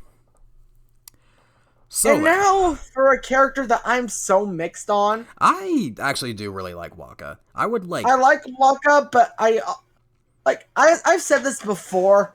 Most of 10's cast grates on me. Yeah. Aside from 2 people. Yeah. Like, I would actually, like, personally, I would actually want to put Wakka at, like, at the bottom of A tier. I think that's, like, Wakka is, like, definitely my favorite member of the FF10 cast. Because, like... I can see that, but yeah, okay, I'll agree with you on bottom of A. Okay. Well, because his arc is actually really interesting. Yeah, like... being a religious bigot. Yeah, because it's not like it works for Wakka because that's literally all he's fucking known all his life, and like he basically like you get like Riku joins the party. Riku's out bed, then like Yevon like basically like says that like Yevon says that Albed are bad because they like abuse Machina, which are like is against Albed or whatever the fuck, and like eventually it's a good Oh, go ahead. It's actually a really good allegory if you think about it for like Christianity versus Islam. Yeah. If you think about it, because like they make it such an obvious allegory, even though like the skin colors are swapped. Yeah. Because like Wakka's like the super devout like Hawaiian Christian that you'll meet. Yeah. And Riku is like the desert dweller. Yeah. Of like a Middle Eastern type country. Yeah. But it was like you eventually find like the party finds out that like Riku is Albed and like Wakka. I actually do kind of really like how Wakka handles the situation because like you can tell he's not happy about the fact that he's been like traveling with Albed this whole time, but he doesn't like lose his cool or anything. He just kind of like says like he just kind of says like yeah I don't really like this, and he just like moves on with his life. But then he eventually learns that like there's a lot of really like fucked up stuff going on behind the curtains with Yevon, and like everything he's starting to learn is like that he thought was true is starting to like crumble down like rapidly, and it's like he decides to like, you know what, I don't even know what the fuck's right and what's wrong anymore. I'm just gonna keep going this way, and I'm gonna keep following Tidus because like this guy's getting results. This is what's working for me. Yeah, exactly. Like finding out everything's corrupt for a man, like it's like when you learn the truth about like something that you thought was true for forever. Yeah. Like he questions it so hard that it makes him like it feels like at times he might even leave the party. Yeah. To go yeah, I don't fucking blame him either, if I'm gonna be honest. I wouldn't blame him. No, like they're going on what's basically a suicide mission. Yeah. And he thinks that, and like the thing is that he wants to go repent immediately. Yeah. Like he wants to go repent as soon as they fucking kill Seymour. Yeah. I also do really like how like Wakka and Tidus kind of bounce off each other. That is like another thing I do like about Tidus. Like they just kind of bounce off each other as like best friends. Okay, they are really good bros. I will agree with you there. But yeah, that's fair. So now the character that I really and truly don't like. D. Yeah. You know what? D. Okay, we're gonna get all the goth fans pissed the fuck off. Yeah, But like suck fucking my fucker. like okay, like the thing that really irks me about Lulu is like the scene where like Titus finds out what the true purpose of the summoner journey is. Like you know what I'm talking about, and like fucking like Lulu says like the reason why they didn't tell Titus is because like what was like telling the truth would have been too sad or something like that. Lulu specifically being the one saying that irks me to no fucking end because like Lulu just doesn't feel like that kind of character. Like they try to like play her off as like this stern but caring kind of like mother figure for the group, but like she's not portrayed well as that. I don't think. The lady's literally just all fucking business. And like, yeah, exactly. And like fucking like okay like Riku's the one that actually does tell fucking Titus. Like she gets a pass. Kimari doesn't really talk much anyway, so I'll give him a pass too. Oren is kind of like the tough love character where it's like I could see Oren just being like he wants Titus to figure out like this whole thing like the hard ways that he'll know like what it is he's fighting for, so I'll give him a pass too. And Lulu has no fucking patience for yeah, and then of course fucking Yuna's not gonna tell him because like fucking like fucking like how would you respond? How do you think you'd respond if like the person you loved like told you like yeah by the way I'm gonna die at the end of this journey? Yeah, exactly. Like it's like and Yuna and she wants to humor Titus because she doesn't want to. She knows that she doesn't want to have false hope, but Titus is like really like is making this journey as fun as possible. Yeah, and it's like that's another thing. Like fucking like telling the truth is too sad, but like watching him like accidentally make an ass of himself and potentially instill Yuna with false hope was somehow preferable to not telling him. Like yeah, really? What the fuck? Like dear lord. And like fucking like okay, that is actually okay. You know what? I changed my mind about Waka. I'm gonna bump it down to like B tier-ish because I just remembered something else. Fucking Waka like buys Titus' story about getting closest to Sin and like getting infected with toxins. Was like okay, fair enough, whatever the hell. He has to teach Titus how to do like the little like Yevonbow thing, which according to him is the most basic of the basics. Did it not cross his mind once that Titus might not quite understand what the fuck's going on here? And like, no. I hate that. It's just like a lot of the things with like the Sin toxin people is that like they just treat it like, oh, Sin's toxins, they'll immediately remember stuff, but we'll have to ease them back in while they're still infected. Yeah, and it's like it's kind of a cheap like thing. It's really cheap. Hate it here. Yeah. And yeah, I don't like Lulu at all. I don't care for Lulu either. She's hot, but eh. Yeah, there's a time and place for her, but this is not the time or place. Yeah. Kimari, I'm gonna put them next to Kina. Yeah, I was gonna say the same thing, like because Kimari doesn't talk, doesn't have much of an arc. Yeah. They're just Lulu's silent retainer. Mm-hmm. They're not that strong a character, but I'm gonna have a hot I say this jokingly. I only like 2 of the 10 cast members in 10. Mm-hmm. As like 2 of the party in 10, and those are Kimari and Oren. Mm-hmm. And Kimari's is purely because he doesn't talk. Yeah. Because sometimes, when everyone else opens their mouth, sometimes I want them to shut the fuck up. Yeah. I want them all to shut their fuck up. Kimari for me is a case of like, I don't really care for Kimari, but I'm not going to waste a picket sign on him because like, he's inoffensive. And he does have that one moment in like, when you're crossing through the mountains and like, he has to like, fight off the other, what the fuck is the race called again? He has to fight his two Ronzo. Yeah. And like he comes out on top and like the guy who like bullied him for like these past few years like suddenly like recognizes the strength of the warrior and like it was a cool moment. It really was. Like again, not much but really cool. And then there's 10-2. Actually, I want to bump him up a bit because of 10-2. Bump him up how much? Above at the top of C. Okay. Because in 10-2, he becomes the Ronso Elder. Yeah. And has to prevent them from committing genocide on the Guado. Yeah. Oh, yeah. And, like, him in his leader role, when he starts talking a fair bit more, you see him as a leader and everything, is just so great. Yeah. But you see, because there was nothing to really work with before, and now we've just got the basics, he's still at the top of the basic. Yeah. And that's really it. Yeah. And Now, I guess we have Orin, which this might be another pretty big divide. Because I know this is like one. I know this is like I think I know where Rieck wants to put this guy. high A or low S? Yeah, see, that's the thing. I'm guessing you want him in be like B or something. I want to put him towards like the top end of B. Yeah, like I'll Oh. strike a compromise and put him like right here. I was gonna say put him like next behind Shadow. Oh, are you sure? Very end of A. You sure? Sure, yeah. Okay, that works. Because like the thing with him is that again he's like the other likable party member of 10 in my opinion. Because it's like he is like the one that knows everything. He was on this journey before. He's an unsent. Yeah. Who knows everything, but he wants because if he tells the others, then like if he tells the others, then like he'll get sent, but he needs to stay and help Titus. Yeah.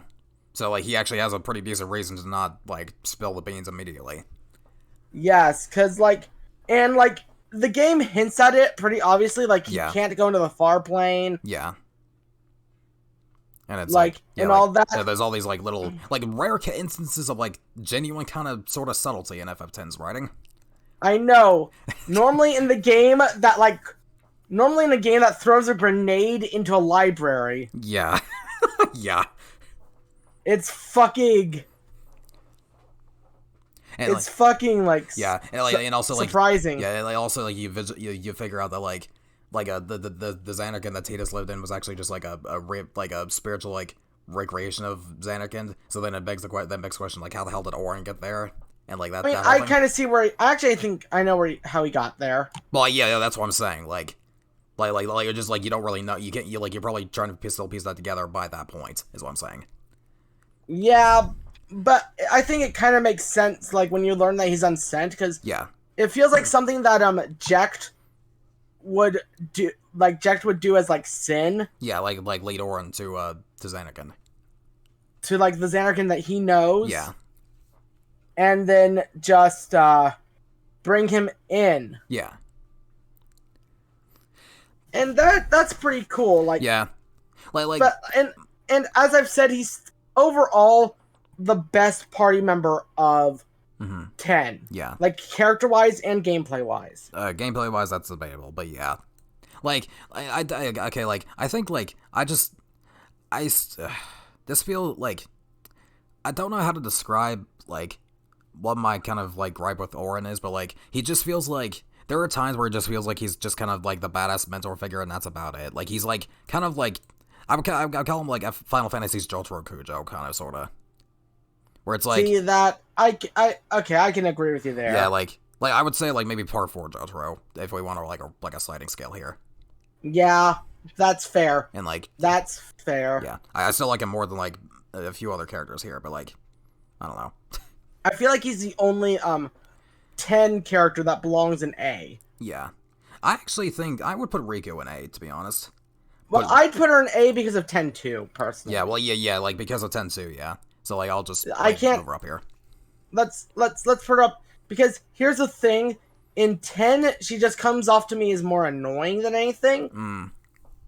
Like, I like Riku, and I actually do kind of like Riku in 10 because like she like having like her kind of portray like the other side of like the Albed like more than like Yuna does, because Yuna's only half Albed, whereas Riku actually knows like how the shit works around the Albed, and like her like also her being the one to actually tell Titus like hey like wake the fuck up and like realize what the hell this is going on here, like the fact that she's able to see that like oh, Titus really doesn't fucking get it. We need to break this to him because if we don't, then like and like I don't know, like I can like she does have her moments. I can agree that she is kind of annoying, but I don't know. I think she's fine enough for what she is. I feel like in FF10. Yeah. And then we get to 10-2, where it's like she actually does become like really just like fucking like I fucking love her at 10-2 Riku so much. 10-2 Riku again. Everyone in 10-2 just bounces so much off of each other. That's so fun. It's like if 10-2 didn't exist, I'd put Yuna in like in almost D tier for myself. Yes, that's how much 10-2 bumps up Yuna for me. Huh. Like, I just do not like Yuna that much. Mm-hmm. But 10-2. And Riku, I would put her in, like, top of C in 10. Mm-hmm. If 10 alone, but 10-2, once again, bumps her the fuck up. Yeah. Like, it's just really good. Yeah. Riku good. Riku good. Just fun character in a fun game. Yeah. Now, here's a character I will contend for high A. Really? High A because have you I'm inclined to agree with you. I will put her like right. Well, you said high. I'll put her right here then. Like yeah, well, high A just consists of anywhere between like here. Up until sets. I consider until sets are high A. Okay, yeah, that's fair. But like the thing is, she's such a great character. Like she doesn't bring down the mood. Like she's the more serious, but yeah, she's like the fun kind of serious. If that makes any sense. Yeah, because fun fact, did you know that Pain wasn't originally going to be in the party in 10-2? Really? Who would have been? Who would It have been? was going to be Lulu. It was going to be. Oh my god! Really? But they realized that Lulu would have shut down the fun atmosphere. Yeah. Okay. Good. Fucking like they actually grew like. So they invented Pain. Good. And then Pain had with Pain she has the fucking Crimson Sphere arc. Yeah. Which is just some of the best stuff where she ties in most with the three main new characters, Nuge, Barreleye, and Gipple. Yeah. Because they all used to be Crusaders. Yeah. Until the fucking, until Yevon decided, we're gonna execute the Crimson Squad. Yeah. We're gonna set them up and then kill them. Yeah. And then Shuyin started possessing... Yeah, and then Shuyin decided to come into the picture, and, like, that whole thing just, like, truly went down the fucking... Yeah, but... And, like, you see, like, her as this more closed-off character when she first is introduced, because she doesn't want what happened with the Crimson Squad to happen with the Gullwings. Mm-hmm. And it's just a great fucking arc. Yeah. And it's just fun. Yeah. Like Pain is like I think Pain is like probably like the character I wanted most out of 10-2. Which like no. Well, okay, yeah. that's not true. That would be Shuyin, but like Pain is a good close second. Pain is just great and like it's hard to like I could not imagine 10-2 without her. Yeah, no, I can't imagine 10-2 without any of the three, to be honest. Same, but it's like if it was just Yuna and Riku and like someone else that wasn't like Pain, I don't think it would have worked as well. Yeah. Like if it was like say like who's that LeBlanc? Yeah, LeBlanc, yeah. Yeah, LeBlanc that wouldn't have worked so well, but yeah, dear lord, can you imagine? Yeah, but this is such a but like this game but like she just really improved the game. Mm-hmm. And even though her story is really locked behind side content, that's most of 10-2, let's be fair. Yeah, like that game is like 90% side quest anyway, especially if we're going for like the true ending. 10-2 is like the Xenoblade X. Yeah, pretty much. Of Final Fantasies. That actually kind of hurts with how accurate that is, but yeah, pretty much. Yeah, exactly. So I guess that's about it for Pain then. That's about it for Pain and the cast of Spira. Yeah, and now we move on to FF12. I feel like this might be another divide. Yeah, because like I don't. Where would you put him? I would put him like towards like the lower end of B, like maybe above like Zell, ish. I disagree with that. Because like the thing with Vaughn is like he's fine, he does his job, and like that's like he's really good. I just don't really like I don't find him too super remarkable in FF12's story. Agree with that. He's more remarkable than fucking Rickard. Rickard's too high for. That's fair. Rickard at this point needs to be bumped the fuck down. I'm not gonna lie to you. So like down here. Like behind Selfie. Okay, that's fair. But like all I would put him in like high A to S myself because he does a lot for. He's like the common man diplomat. Yeah, and like of the game. Yeah, and then like that's like like I get what they're doing, and like that is like that is like actually a pretty cool thing to do with like a very political story like FF12. Well, I guess in universe political, but you know what I mean. And yeah. I'll put him at the top of B. Okay, I will accept that. Yeah, because like, yeah, I do like Vaughn. I just don't like. I don't know. Like, you just don't find him as unique as some of the other characters. Yeah, like he's in the same game with fucking with Ash, Bosch, and fucking Balthier. Like, yeah, like, cut me some slack here. Yeah, Ash, Bosch, and Balthier. He's a great character, but he's not as bad as people make him out to be. Yeah, no, he's not. He's not. He is fucking great. Yeah, yeah. I also like. I really like during like the castle infiltration thing where it's like just before you meet Balthier and Fran, and like you're making through like you're going through like that room where it's like you have to like lure the guards over to get basically forge a path through like the room, and like he can just like he'll yell at them and occasionally just go, "Hey, Buckethead." Yes, that's just great. I don't know why, but that just makes me laugh so much. And then his "I'm Captain Bosch" scene. Yes. I'm Captain Bosch. Again, he is like the everyman part of the conflict. Yeah, he's got his moments. Also, he's fun to watch. In his interactions with Bosch and Balthier. Yeah. And also with Ash. He has a lot of like him and Ash are super close. Yeah. Like I know the main fandom ship is Ash and Balthier, but is it really? They come to it is. Why? Because a lot of their scenes that they have at the last half of the game, like after you get to Fawn Coast, they start to really bond. People are fucking weird though, even still. Jesus Christ. Yeah, but I guess speaking of Ash, or is there more we want to say on Vaughn? No, I think we can move on to Ash. Okay. Yeah, Ash. S. Yeah, I'm inclined to agree. I was about to say S, and I will fucking fight you for it. Yeah, I agree. Actually, I'll put her here. No, I'll put her right here. Yeah, I'm sorry. If you separate Locke and Celis at all, I fucking kill you. Yeah, Ash is like okay, like I think like 12 is more of an ensemble cast than anything else, but like if you had to like I feel like Ash is like Ash is probably like if you had to choose like basically if you had to like if you put a gun to like the developers' heads and make them choose one of these 6 to be like the main character, it's a good bet to be Ash because like she's the like this is her journey we're following basically. Yeah, it's her journey. Her journey to reclaim her kingdom, to choose peace or war. Yeah. Because the Akuria want fucking war. Yeah. They want Ash to destroy the Empire. Mm-hmm. They want her to play into their hands. Yeah. Something that fucking like Redos doesn't want. Right. And again, her interactions with Vaughn and Balthier. Yeah. Did I say Bosch earlier? Yeah, you might have said Bosch.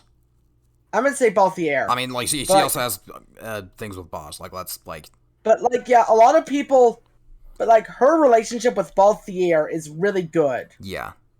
Because in Endgame, they both in the late game, they both really open up to each other. Mm-hmm. And like, Balthier is just such a smooth guy, and with Ash. Fucking Balthier. What? Man. But just like fucking Balthier, man. Fucking Balthier. We'll get to him in a bit. Spoiler alert, he's going in S2. But we'll get to that when we get to that. We'll discuss we're in S in just a second. Yeah. But yeah, and she's such a strong character. She's a good diplomat. Mm-hmm. And she has to learn that the enemy, her enemy is human. Yeah. Even though Vane needs to be stopped. Yeah.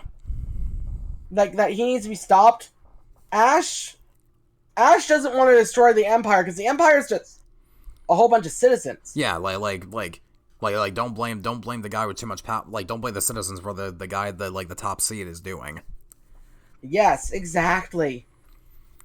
And you don't punish the workers for the CEOs. Exactly. Something else I really like about Ash is that she's another character kind of like Zach, where it's everything in her life just kind of goes to fucking hell and back, but she doesn't really let it get her down. She definitely has some doubts as to whether or not she's really even cut out for this. Oops. But overall, she's still I mean, speaking of that, Yeah, go ahead. but she's still confident. Yeah. She's still like. But one of the things I do love is when her lover, like her previous dead lover, keeps appearing. Yeah. As sort of a guide. Yeah. And like she kind of becomes dependent of that, and then when it turns out the Akuria are using that to force her to do their bidding, and she has to move past that, it's such a powerful moment. Yeah.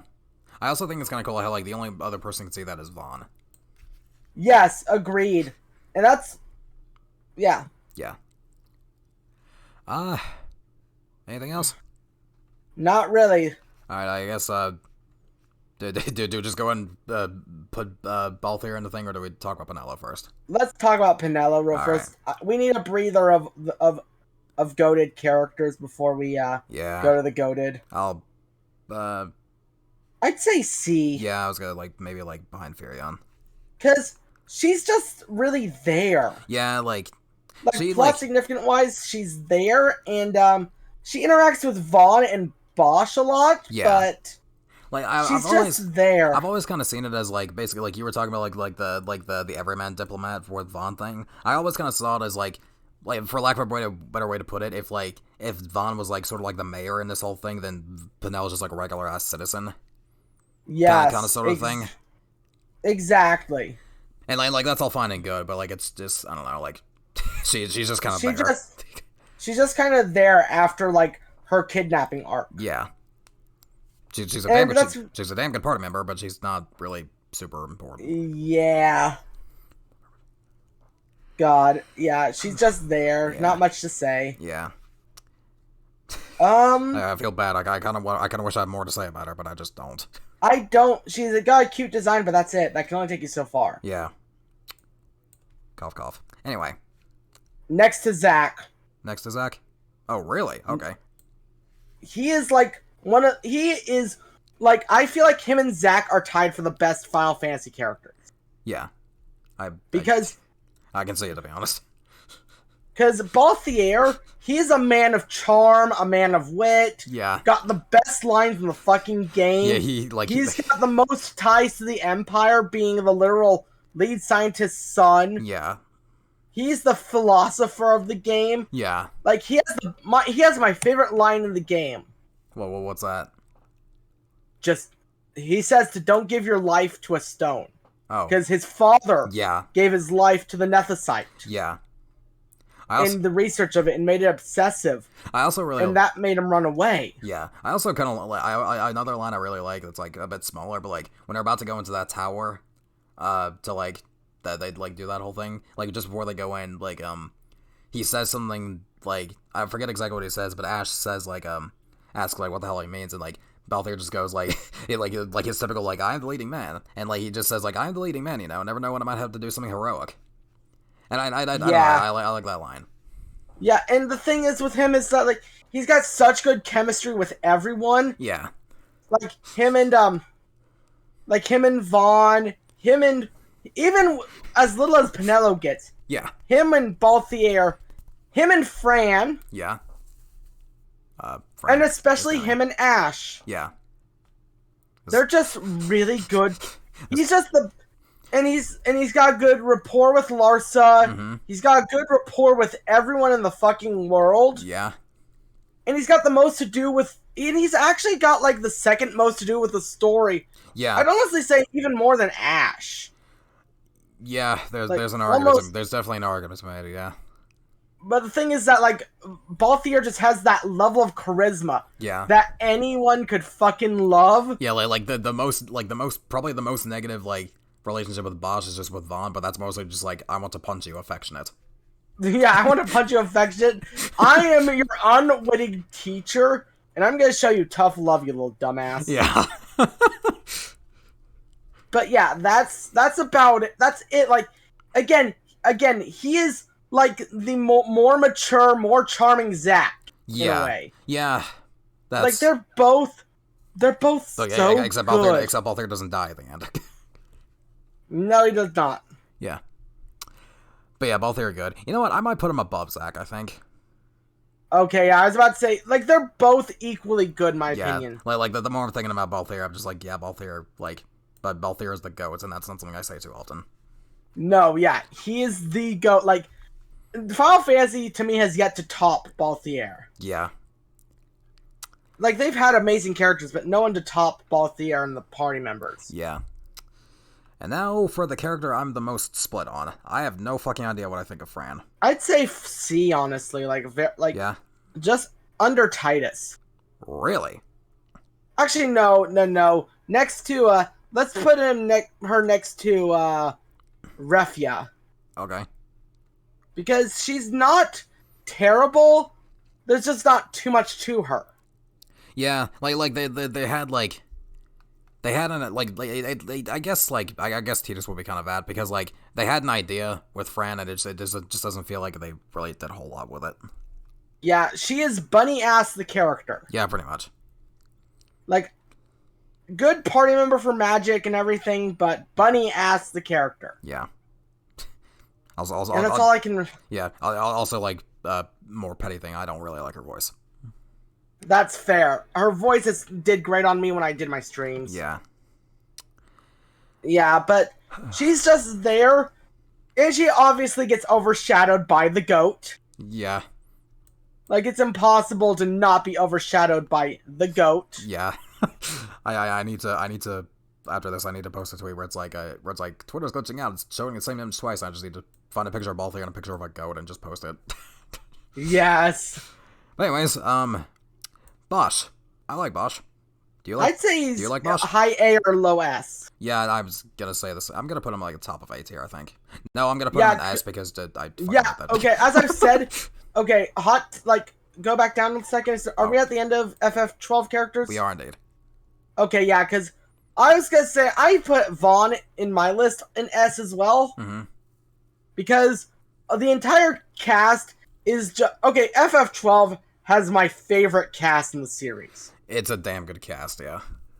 Like the second bet, like it has my favorite cast because they just all bounce off of each other. They all get really solid arcs for the most part. Yeah. Aside from Pinello and. Well, Fran kind of sort of had an arc, but yeah. Fran's arc is with Balthier. Yeah, pretty much. She's just Balthier's follower. She does have that one whole scene in like the forest village, but that's about it. Yeah. But yeah, Bosch. I really like the whole he's the disgraced knight, and like they actually do get a lot out of that, especially with Gabranth. Yes, him and Gabranth, his brother, it's just such a good arc, and he shows to redeem himself.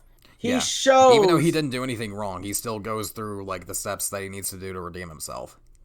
Because who's gonna believe? Oh, his brother's the enemy general or enemy judge Gabranth. Yeah, well, that's a bit too convenient. Yeah, well, I mean, even beyond that, like he still feels like he kind of failed his country in some way, right? So like he wants to do what he can to like help free Dalmasca and like take down Rabanastre, or not Rabanastre, or whatever the hell, but Arcadia. Arcadia, but yeah, he failed. He failed Dalmasca. He failed Rosaria. Yeah. And like, sure, he might not have had any really particular control in any of that, but he still feels responsible in some way. And then his ending where he takes the helm of Gabranth. Yeah, that's so cool. That is so cool and so fitting because the Knight of Bosch couldn't really ever truly return. His image is tarnished. Yeah. But to return as Gabranth. Yeah. Because Gabranth, no one knows who Gabranth is. No. Yeah, no. And that's the cool thing of the masked judges. Any of them. The judges could have easily just been at titles. Like, Zex could have been a title. Yeah. Like, Bergram could have been a title. Mm-hmm. Any of those seats could have just been titles. Yeah. But for Bosch to take his brother's place, because his brother cared for Larsa. Mm-hmm. Overall, yeah. Larsa was the future of Arcadia. Mm-hmm. And what Gabranth died in the final battle to protect. Yeah. Man, fucking, ugh. I don't think I talked about that fucking scene at, the end of FF12 with Gabranth either, and that whole thing. You did not, because we both forgot about that. Yeah, So that's we're gonna remember the I'm pulling you aside for, next week, probably. Probably, yeah. But anyways, Bosch. One more thing I really, really like about Bosch is like the one scene in Robin Aster where it's like he rejoins up with like with Redos? Red, not Red. whatever the hell his name is, Rossler. Azulus. No, Vossler. Vossler, yes. Yeah, that's it. Yeah, Vossler. Yeah, and like Vossler says the whole like though your cage has no bars, it's still a cage, and like that whole thing the city's watching, yada yada yada. And Bosch just goes, let them watch. I happen to know something of cages. And that's just like that's another really like FF12 just has like so many fucking like awesome lines. It does. FF12 just has amazing lines. It has such good writing, dude. It is like, and the writing, like I'm just gonna say this. I know you don't like Final Fantasy Tactics that much. Yeah. But the writer for Tactics knows how to write. Yeah, he does. Like, straight up. Did he write FF12? I thought that was someone else. Yes, he did. Okay, interesting. All of Ivlis is done by the same writer. Okay, interesting. Like, even the RPG Vagrant story. Okay, cool. Yeah. Anything else about Bosch? No, I think we've covered it all. Alright, so now we move on to FF13 with Lightning. I want to put her in high A or low S. Really? Because she's got such a good arc throughout the entire 3 games. Mm-hmm. Yeah, that's... Where were you going to put her? I was going to put her, like, B somewhere, but yeah, I kind of agree with, like, high A. I'll put her, like, right Because, like, here. She starts off as this cold, stoic, like, character that, like, you know... Yeah. Everyone in 13 starts off unlikable for the most part. Yeah. Which, like in, first, you can't really blame them for it, first of all, because, like, fucking, like... They're all stuck in a shitty-ass situation. Yeah, forced to work with each other despite not knowing each other or wanting to work with each other. Yeah, I think I'd be grouchy. I think I'd be a little grouchy during that, too. And with Lightning, her life has been turning to shit. Yeah, because, like, not like first of all, like, her fucking sister is, like, turned out to be a Lassie, and, like, it went missing, right? Yeah. So, like... And, then and she didn't believe Sarah. Yeah. And when Sarah turned out to be telling the truth and they got the purge train, she willingly volunteered. Yeah. To be purged. Gave up her position as an exempt... As like exempt personnel. Yeah. For Psychom and all that, yeah. And then she herself became a Lassie. Yeah. And then like she sees her sister crystallize, just like right in front of her. Yeah, she sees her sister crystallize, and then she has to take care of Hope.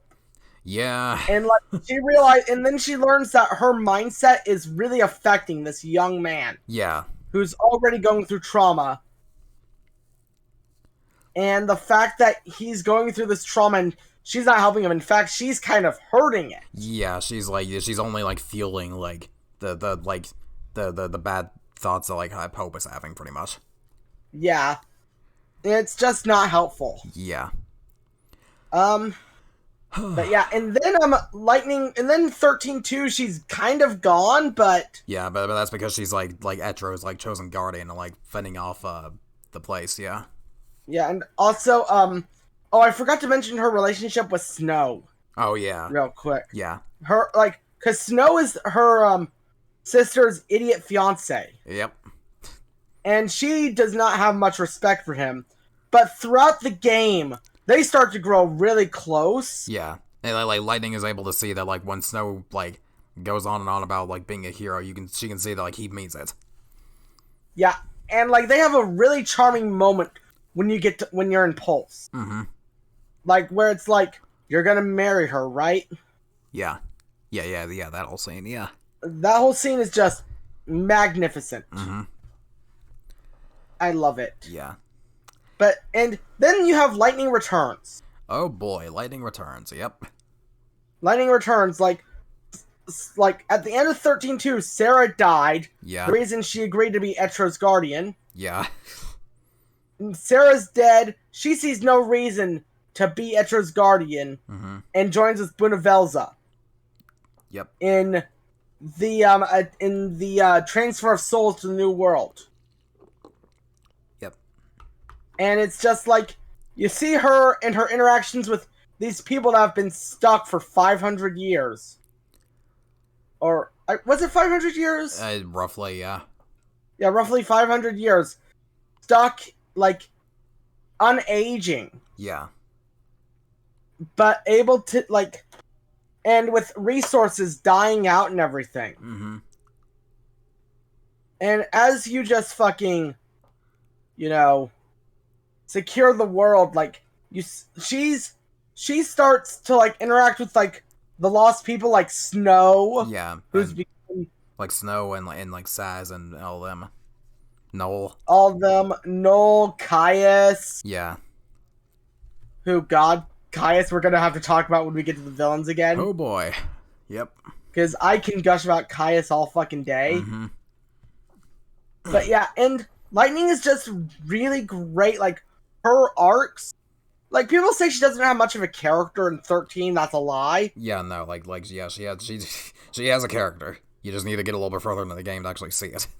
13-2, she's gone for most of the games. That makes sense. Yeah. And then Lightning Returns, people say she's regressed. Which kind of has, sense. But that's kind of the point. That's the point, like, she's now stuck in another hopeless situation. Yeah. Only this time, there's no one she can really save. Yeah. Or at least, she can't save the person that she wanted to protect the most. Yeah. And it's just great. Mm-hmm. God, we've been going for 3 hours now. 3.5 hours, yep. No, we started at 8:15. It's 11:28, it says for me. Yeah, so it's been 3 hours and 15 minutes. Okay. Well, anyway, Snow, S tier. S tier. Brainest, deadest S tier, one might go so far as to say. Yes. Like, he is the archetypical, I am a hero character deconstructed. Yes. And like, because God, he, like, his motto is the army is no match for Nora, and Nora is his organization. That means no one under rules or authority. Yeah. And that motto gets so many people killed. Yeah. That, like, his antics during the Purge get so many people killed, but he tries to grin and bear it. Yeah. Because he thinks the people need a hopeful face. Yeah. And, like, little does he know that, like, his trying to grin and bear it is just coming off as, like, to Hope especially, it's just, like, he doesn't even care.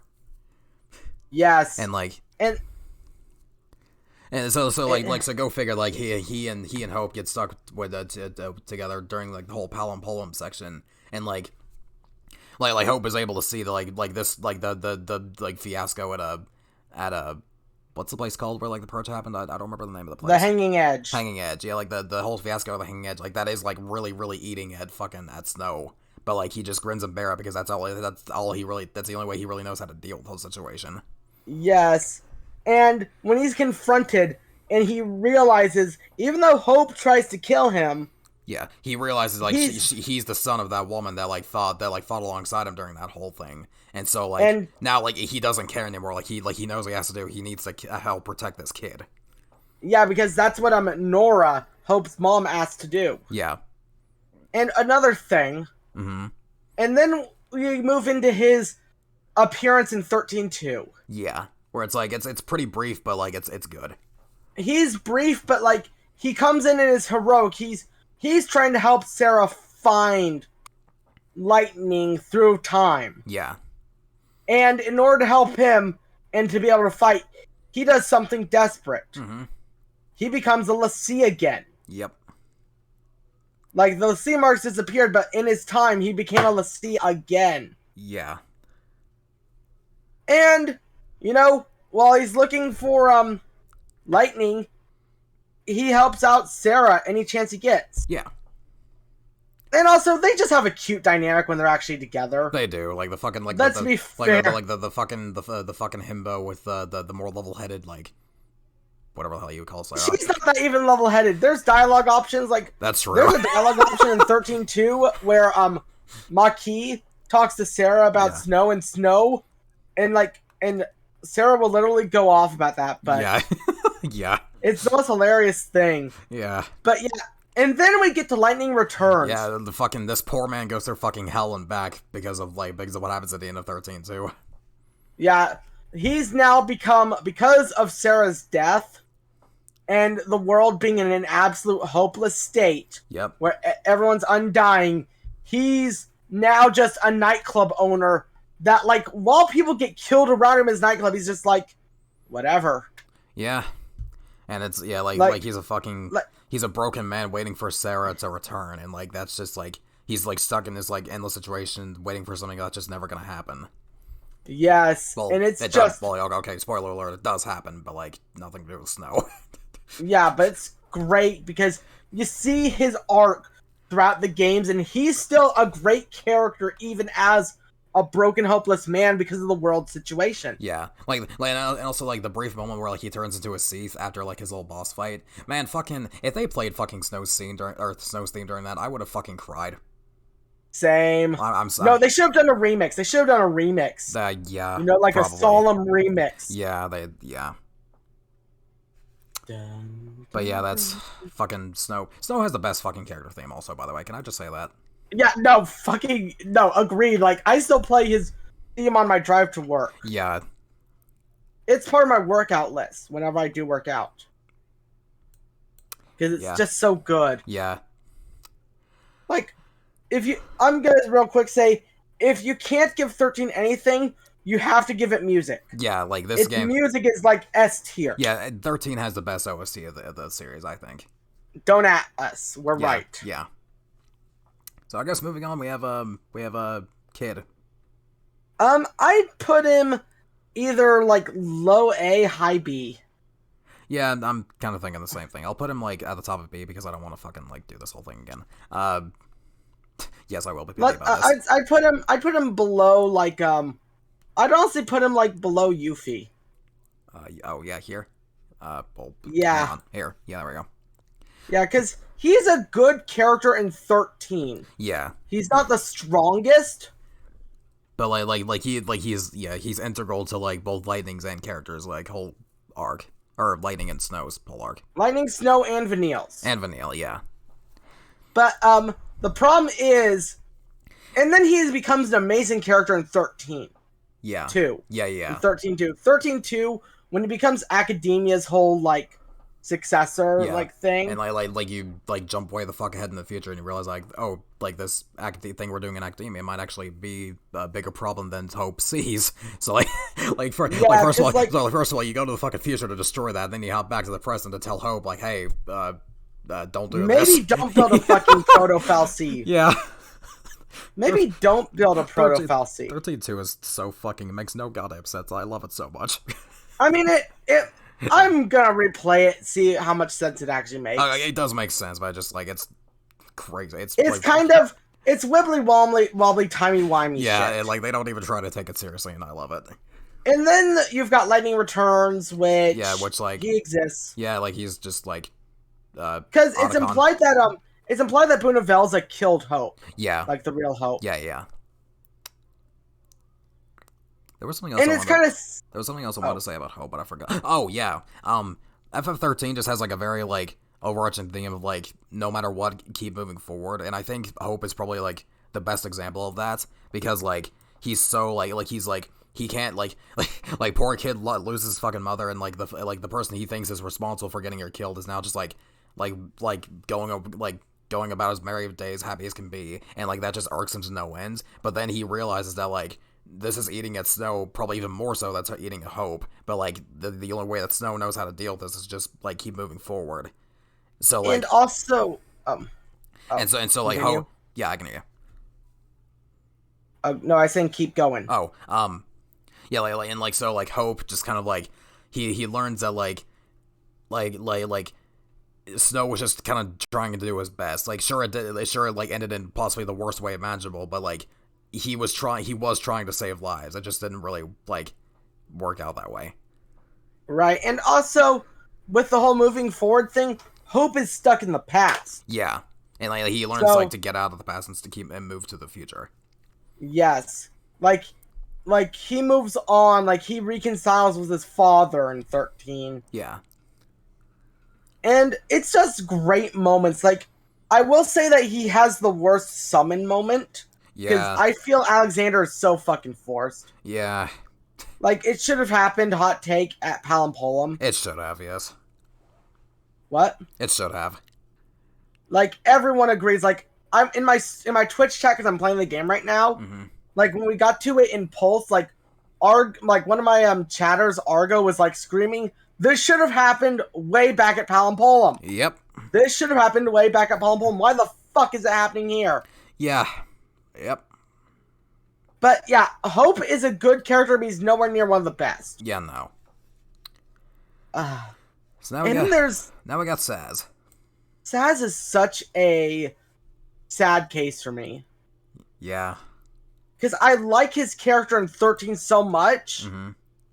but his character in 13-2 and Lightning Returns is just the same arc over and over. Well, he barely even makes a fucking appearance in 13 too. It's just like he's the guy driving the plane up to go. Like, Well, he's got a Prince. whole DLC chapter. Oh, does he? Yeah, where you're in Nautilus trying to find the pieces of Dodge. Oh, okay. I actually didn't know that. Okay, interesting. Yeah, so, but you see, his arcs in you see, he moves past his finding his son arc in 13. Yeah, but then he kind of regresses back into it. Like, every other game, and even his appearance in the novel, I remember, is about finding Dodge. They just make his whole entire character, "Where's my son?" Yeah. It's like, have you ever played Heavy Rain? Yes. It's like that. His whole entire game is just like, Dodge! Yeah. Dodge! Dodge! I played Heavy Rain, and like I'm becoming increasingly aware with every single day that's the time I'm never gonna get back. Yeah, I know, right? God. But anyway, yeah. And that's my biggest issue, because I feel like he belongs in low B. Yeah. He really should have been an A tier character. Mm-hmm. But because of how he just keeps going back to the same arc in 13, 2, and 3, Mm-hmm. he's just stuck in a perpetual loop. Yeah. That just does him no service. About here-ish, maybe. Right out there-ish, yeah. Because I feel so bad, because in 13, I can sing Saz's praises to hell, to heaven, and back. Yeah. But then 13-2 happens. Like that, Xenoblade 3 didn't come out before the one Final Fantasy 13 did. I didn't realize we were stuck in Endless Now already. Yeah, I know, right? And now, my brain's telling me not A S tier, but my heart is telling me yes S tier. What do you think? I say high A. Okay, I'm gonna put her like maybe next to Terra. Like put her next to Terra. Okay, yeah, I'm doing that. Because she is such a good character. I love Vanille so much. Vanille is so great. Like, she's the narrator of the story. Like, she's the narrator. Everything about her, like, she lives with a guilt. Yeah. Of, like, oh, thousands of years ago, we attacked. Mm-hmm. Or hundreds of years ago, but we attacked Cocoon. We're the people behind the horror stories that you've heard. Yeah. In both the past and the present. Yeah. Like, and it just eats her the fuck up. Mm-hmm. And she has to keep lying to herself. Like, just continuously lie to herself. Yeah. Or lie to others. Like, her life is nothing but lies in 13-1. Yeah. To the point that she even lies to her best friend, Fang. Yeah. And it's just... Yeah, because Fang doesn't remember anything about that, so, like... Yeah. So she has to pretend she doesn't. Yeah. And everything eats her up, like, from having to turn Sarah to a l'Cie, to causing Dodge to turn to a l'Cie. Yeah. And all and of then, that. Like, that scene, like, in the amusement park place, between, like, Vanille and Saz, is, like, so good. Yeah, where Saz is literally like, okay, what? If I kill you, then what? Yeah, he's like, he realizes, like, there's not, like, it's not gonna achieve anything. It's not gonna achieve anything. Again, Saz, and that just makes me more sad. Every time I talk about Saz's great moments, yeah, I'm sorry, I get it. Yeah, but anyway, Vanille, all the way up until Pulse. Mm-hmm. Like, and even past that, she has some amazing moments. Like, yeah, her, like she still lies to Fang all the way until she gets Hecaton's share. Yeah. and like her fight with Hecatoncheir. And in fact, like Fang realizing, like Fang getting her memories back and realizing Vanille's been lying to her this whole time is kind of what triggers Hecatoncheir to come up. Yes, because it's like Vanille, like Fang doesn't want her to lie to her. Yeah. Like she wants Vanille to be as honest as possible. Mm-hmm. And also, can I just say, Fang and Vanille have the best like relationship in any like one of the best relationships ever. Yeah. Like they're just like, I know it's not like official LGBT rep, but they might as well be. Yeah, the fucking I've seen lesbian porn straighter than this shit. Yes, exactly. Like Great Ace Attorney is more straight. Hey, speaking of which, we need to get back to that. Yeah, we need to get back to that. Subdive. But, well, let's go and finish this by moving up to Fang. Fang is like low A. Yeah, that I'm about the same. Like, because Fang is a great character, but she's nowhere near the best. She's a badass character. Yeah, I will say of all the accents I'd expect to hear in a Final Fantasy game, Australian was not one of them, but I'm glad it's here. I mean, to be fair, Pulse was basically Final Fantasy's Australia. I suppose. Because yeah. I call Pulse like, what if we had Xenoblade in Final Fantasy? Yeah, pretty much. Like just like a mini Xenoblade, yeah. Because like Pulse, like off-topic tangent, Pulse in Final Fantasy is like when you go to Guar Plains in Xenoblade. Yeah. You're just like, okay, we see all this stuff. Holy shit, everything's trying to kill us. Everything's much more powerful than us. Yep. We are the bottom of the fucking food chain. We got this far, but we are still nothing. Yeah. We are still nothing! Yes. But yeah, Fang is just a great character. Mm-hmm. Overall, like, she's a stoic person that knows what's going on, explains it to Snow. Yeah. She's one of, every character gets a chance to deck Snow in the face. Yeah. Like, but Fang especially. Fang does it, so many times. Yeah. But, she's a woman on a mission. Because if your focus is complete, if I remember correctly, your focus is complete, but you decrystallize, your brand is just completely frozen. Yeah, I think so. So Fang would much rather complete her focus, crystallize, and get thawed out, so to speak, after a few hundred years, and just be done with this whole thing, pretty much. Yes. Initially, at least. Mm-hmm. And and then I feel like her Bahamut summon is also kind of forced, but yeah, I mean, yeah, that pulse scene of yeah, that just feels kind of contrived, but yeah. Yeah, but that was just another. But Fang is really good. Yeah. I will defend her, and she's also just she's one of the best protectors of. She's a protector of Vanille, but yeah, she's also one of the most vicious, which is why her class lines of Saboteur, Commando, and Sentinel fit her so well. Yeah. Because everyone's class lines fit them all so well, but it's just kind of hard to say. Yeah. So I guess, now moving on to Sarah. Sarah, another A tier. There's really not that low. She's really low. In 13, she's more of a flashback character. About here-ish, maybe? Yeah, about there-ish. She is, she's just there in 13. She's kind of what glues everyone together for the most part. Yeah. And she matters a lot to Lightning and Snow and even Vanille. Yeah. But she's just kind of there in 13. And then 13-2 happens. Yeah, where she becomes the actual main protagonist. And it's just a fun adventure with her, her and Noel. Yeah. Where she just really shines. She shines so well. She already has great moments in 13. Her relationship with Snow, her very wholesome moments. with Snow, Yeah. confronting Lightning, And then, talking and helping out Vanille. yeah, and then like we go to 13-2, and like it's not quite as serious a journey, but like we get to see like the more fun loving side of Sarah. And it just I like Sarah. I love Sarah a lot.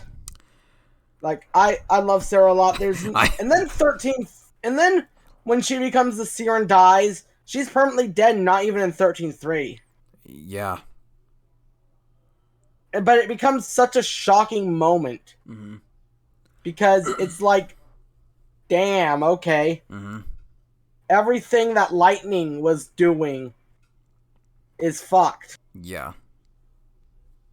But yeah, she's just, and also her, like, she doesn't have as much to do with Caius as our next character. Yeah, no.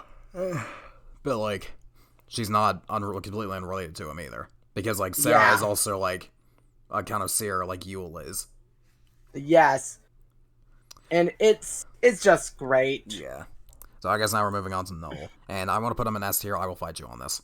No, I was gonna say S tier. Only question is, where do we put him in S tier? I'd say put him next to like Zidane or Garnet. Okay. Like right there, yeah. works. He's such a good character. I fucking love Noel so much.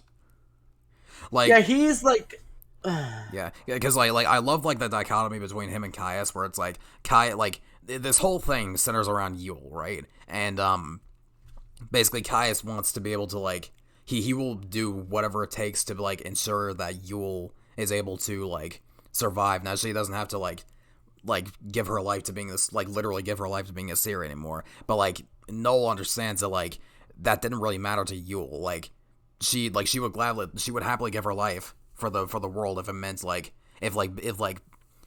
basically she would give her life to be able to protect like the world and like the time, like space time and all that. And Noel respected that decision.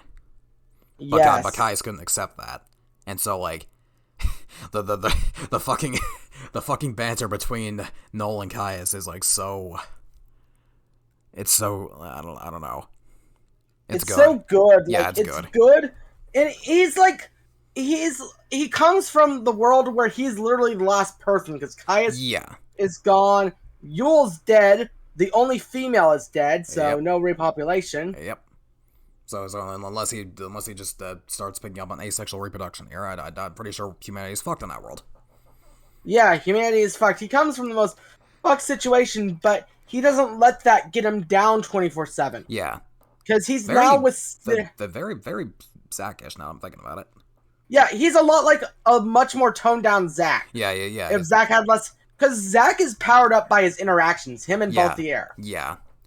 Like him and Balthier are toned up. Whereas Noel is pretty self-sufficient.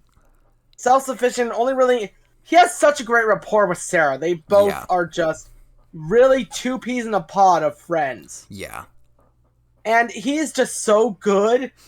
And then you get to him in 13-2. Lightning Returns. Yeah. And Lightning Returns, and he's a top tier character there. Yeah. Too. But it's so he's now he's on the opposite side of Lightning, and like he has a pretty decent reason for wanting to think that, or for thinking that Lightning is like actually fucking really royally fucking things up here. Yes. And God, I cannot wait to get to Lightning Returns on my streams. Yeah, that's gonna be so good. Yeah, man. God. But yeah, again, 13-2, it might be a bit ridiculous, but the characters are magnificent. Yeah. Like 13-2 for me is a character driven story, and the characters are so fucking good. So like that's why. Yes. I mean, all of 13 is really a character driven story until Lightning Returns. Yeah. Well, even then, like, it's still kind of sort of character driven. But yeah, Noel good. I'm a fan. Noel good. I'm a fan of him, yeah. So I guess now we move on to the last game. The Choco Bros. Yes. S tier. All right. So tell us why you love. Oh, actually, here, hang on. Let me. Where do we put him in S tier? Honestly, I'd put him like.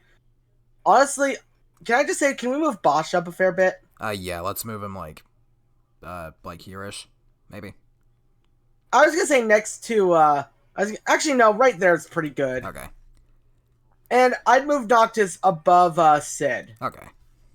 But why I love Noctis so much is that 15 is a very open world game where Yeah. you don't get a lot of your dialogue options normally. Yeah, no. But he is he's a simple kind of main character. Mm-hmm. But he's such a good main character because of it. Yeah. Like he is very much a rejection. He rejects the hero's journey at first. Yep. He is like, whatever, old man, piss off. Yeah. Yeah. And then as the situation hits him, he realizes he has a journey to do. Yeah. He has a goal. Like, everything leads up to him fulfilling his destiny. Mm-hmm. But through the entire journey, he's such a strong character. Like, his interactions with his friends Prompto, Gladio, and Ignis, the Chocobros, yes, are all great. And then his interactions with Arden, yes, the main villain of the game. Like, him and Arden are two sides of the same coin. Yeah. And Arden depending on how the journey could have gone, Noctis could have potentially just turned into Arden 2.0 pretty much. Yes, in fact, Arden at times seems to try to push him to that. Yeah. And then his relationship with Luna Freya, a lot of people critique the shit out of that. Yeah, it's fucking classic long distance LDR bullshit. And people are like, why not use their cell phones to communicate instead? What the cell phones? Niflheim M. Yeah. What? I was gonna say what cell phones, but they exist in this world. They exist, but at the same time, it's smarter to use notes because remember, Niflheim could fucking track that. Could fucking track cell phone data. Yeah, it's stupid. People are like, they should have had more screen time together. I kind of disagree because that's part of the tragedy. Yeah, they never even got the chance to fucking actually be together as a couple, and then never mind fucking because yeah, that's the whole thing. And then when you get into late game with Noctis, after Altissia, when Ignis becomes blind, yeah, and everything. He shows so much concern for everyone. When Ignis is blind and you're going to that one swamp. Yeah. Or when you accidentally push Prompto off the train. Yeah. In one of the most fucked up moments in the series. Yeah. Okay. The voice acting too. Ray Chase gave his fucking all as Noctis. Yes, he did. He gave his all, And also, his banter is just funny, especially his dislike of vegetables. Yes. He's such a childish character. There's one clip of Brotherhood where it's Noctis and Ignis sitting together at a diner. Noctis just has this burger bun off. He's using his fork to just fucking pile the fucking toppings all over on Ignis's plate. Yeah, and it's I fucking love it. Brotherhood is such a good series. Yeah.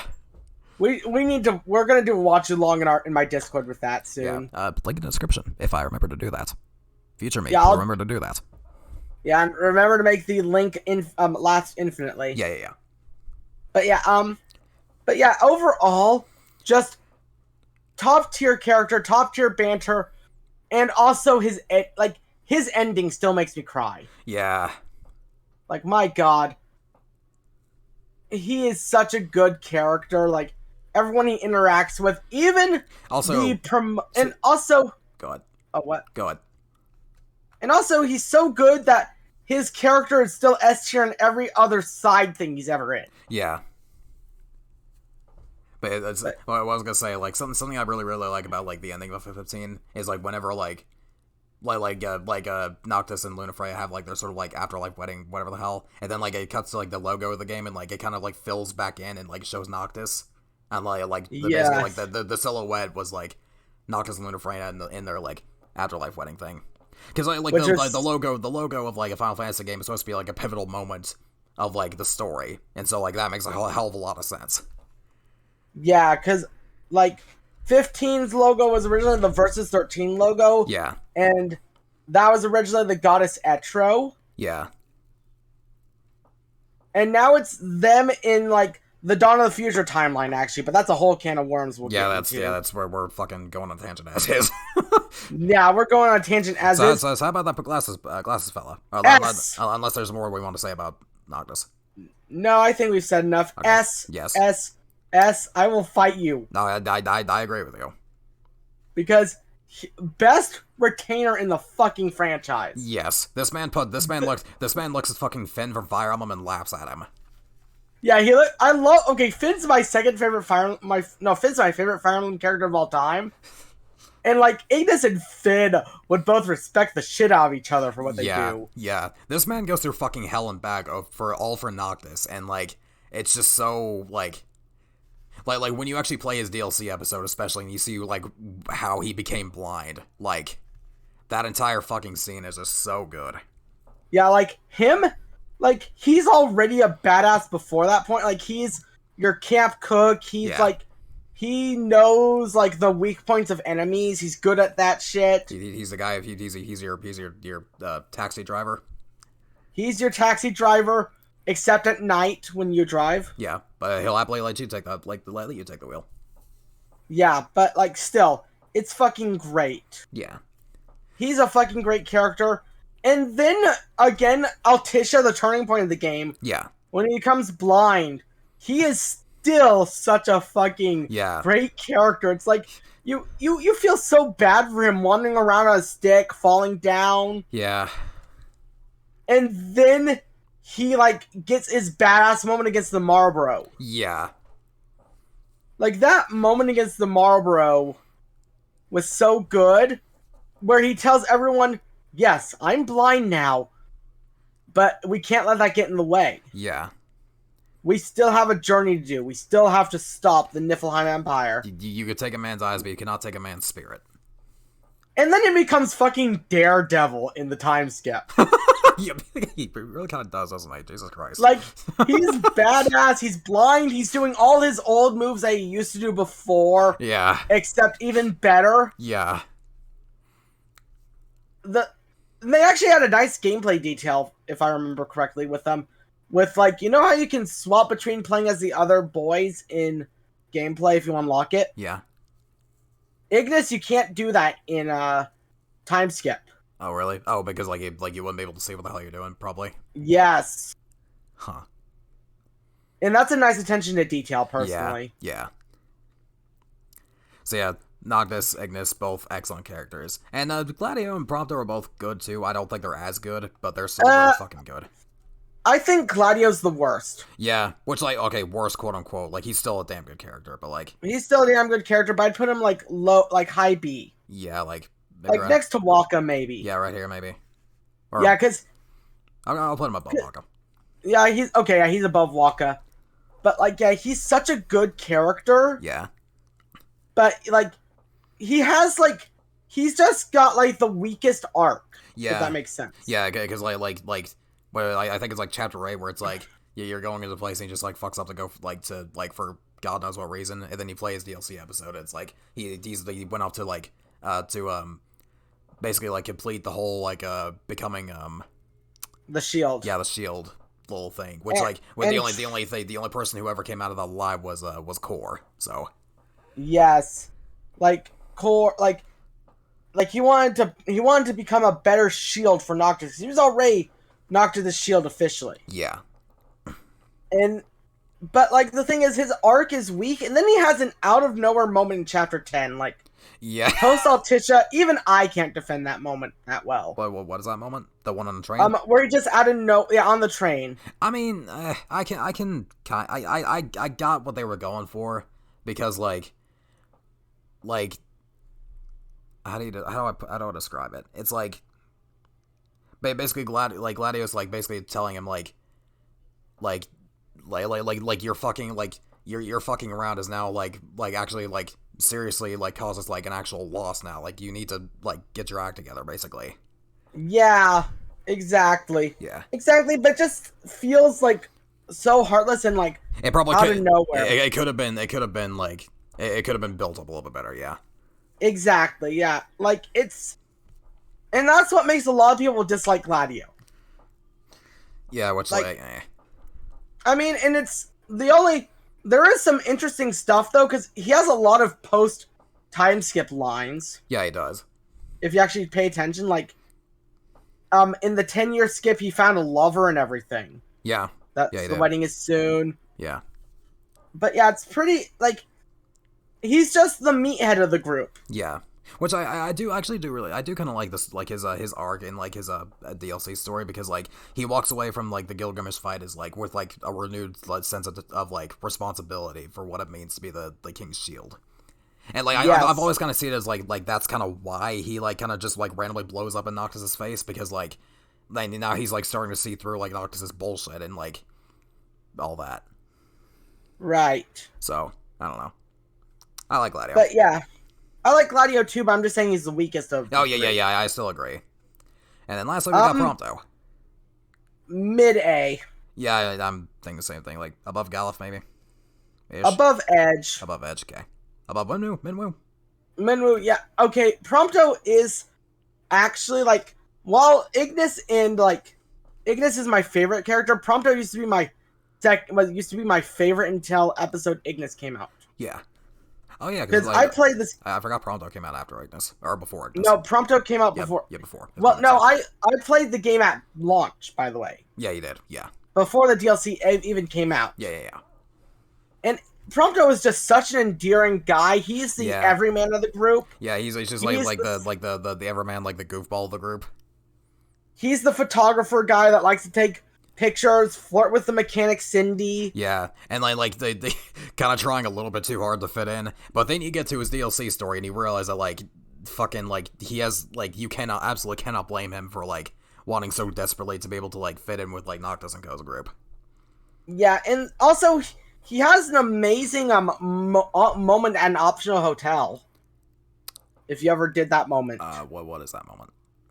Him and Noctis have a rooftop scene. Yeah. Where he talks about how he feels like he doesn't belong. Oh yeah, I remember that. Yeah, and like Noctis and like, Noctis just assures him because they're the best of bros. Yeah. And then you've got his backstory as an MT, which I feel is a bit tacked on, but at the same time, it helps him. Yeah, because the whole thing is that like he realized like makes him have a miniature like okay, I can never mind. I was gonna take this opportunity to bash BB again, but no, we're done with that. Basically, like it's a good way to like really humanize Prompto, because like he's not really been doing a whole admittedly he's not really been doing a whole lot as like in like as far as like genuine story like contributions have gone, but like that really helps him. And like it's like if you were to like lower, what am I trying to say here? If you were to like narrow him down to like one singular thing, I think this is probably the best thing you could have done with him. Yeah. Also, I forgot about, but yeah, that's really all I can say about Prompto. But I just wanted to bring up a thing with Noctis. Yeah. There's a line of his that really still chokes me up to this day. You guys are the best. Yes. Yeah. Yeah. God. Again, and also, like, Noctis is, like, because, yeah, honestly, God, I can fully still agree with this tier list, honestly. Yeah. Because, like, even though it's been hours since we talked about some of these characters. Yeah, we've been going for literally 4 hours at this point, pretty much. Yeah. This is, like, straight up, like, 15, the cast got better as the games went along. Yeah. Like, 12, I still think has the best cast. Yeah. I think 12 has, like, the best overall story of, like, a Final Fantasy game. Yeah, I can agree with that. Like, as I said, my top 4 are Final Fantasy 6, 9, and 12. 6, 8, 9, and 12. Wait, we need to hurry up and end this because you're losing your ability to count. Yes. So yeah, that's our tier. 4 hours later, that's our tier list. I can't even fit it on the fucking screen. So that's our S tier, that's our A tier, that's our B tier, C tier, and our D tier. Yeah. And yeah, this was fun. Get me in next time for the Final Fantasy villain list, which will hopefully be shorter. Yeah, I mean, yeah, like, we had like 90 fucking characters to go through here, so that's like part of the reason why it took 4 goddamn hours, but yeah. Yeah. You can split this up into like 2 parts or something. Yeah, I'm probably gonna see about like some way to do that, but yeah. Yeah. I can feel my voice going, so I'm gonna go ahead and end this off here. Thank you for Rieck for coming on with me. Anytime, Del. And yeah, thank you all for watching. And whenever we get around to redoing the villain tier list, we will see you guys next time. Godspeed. See you next time. Godspeed.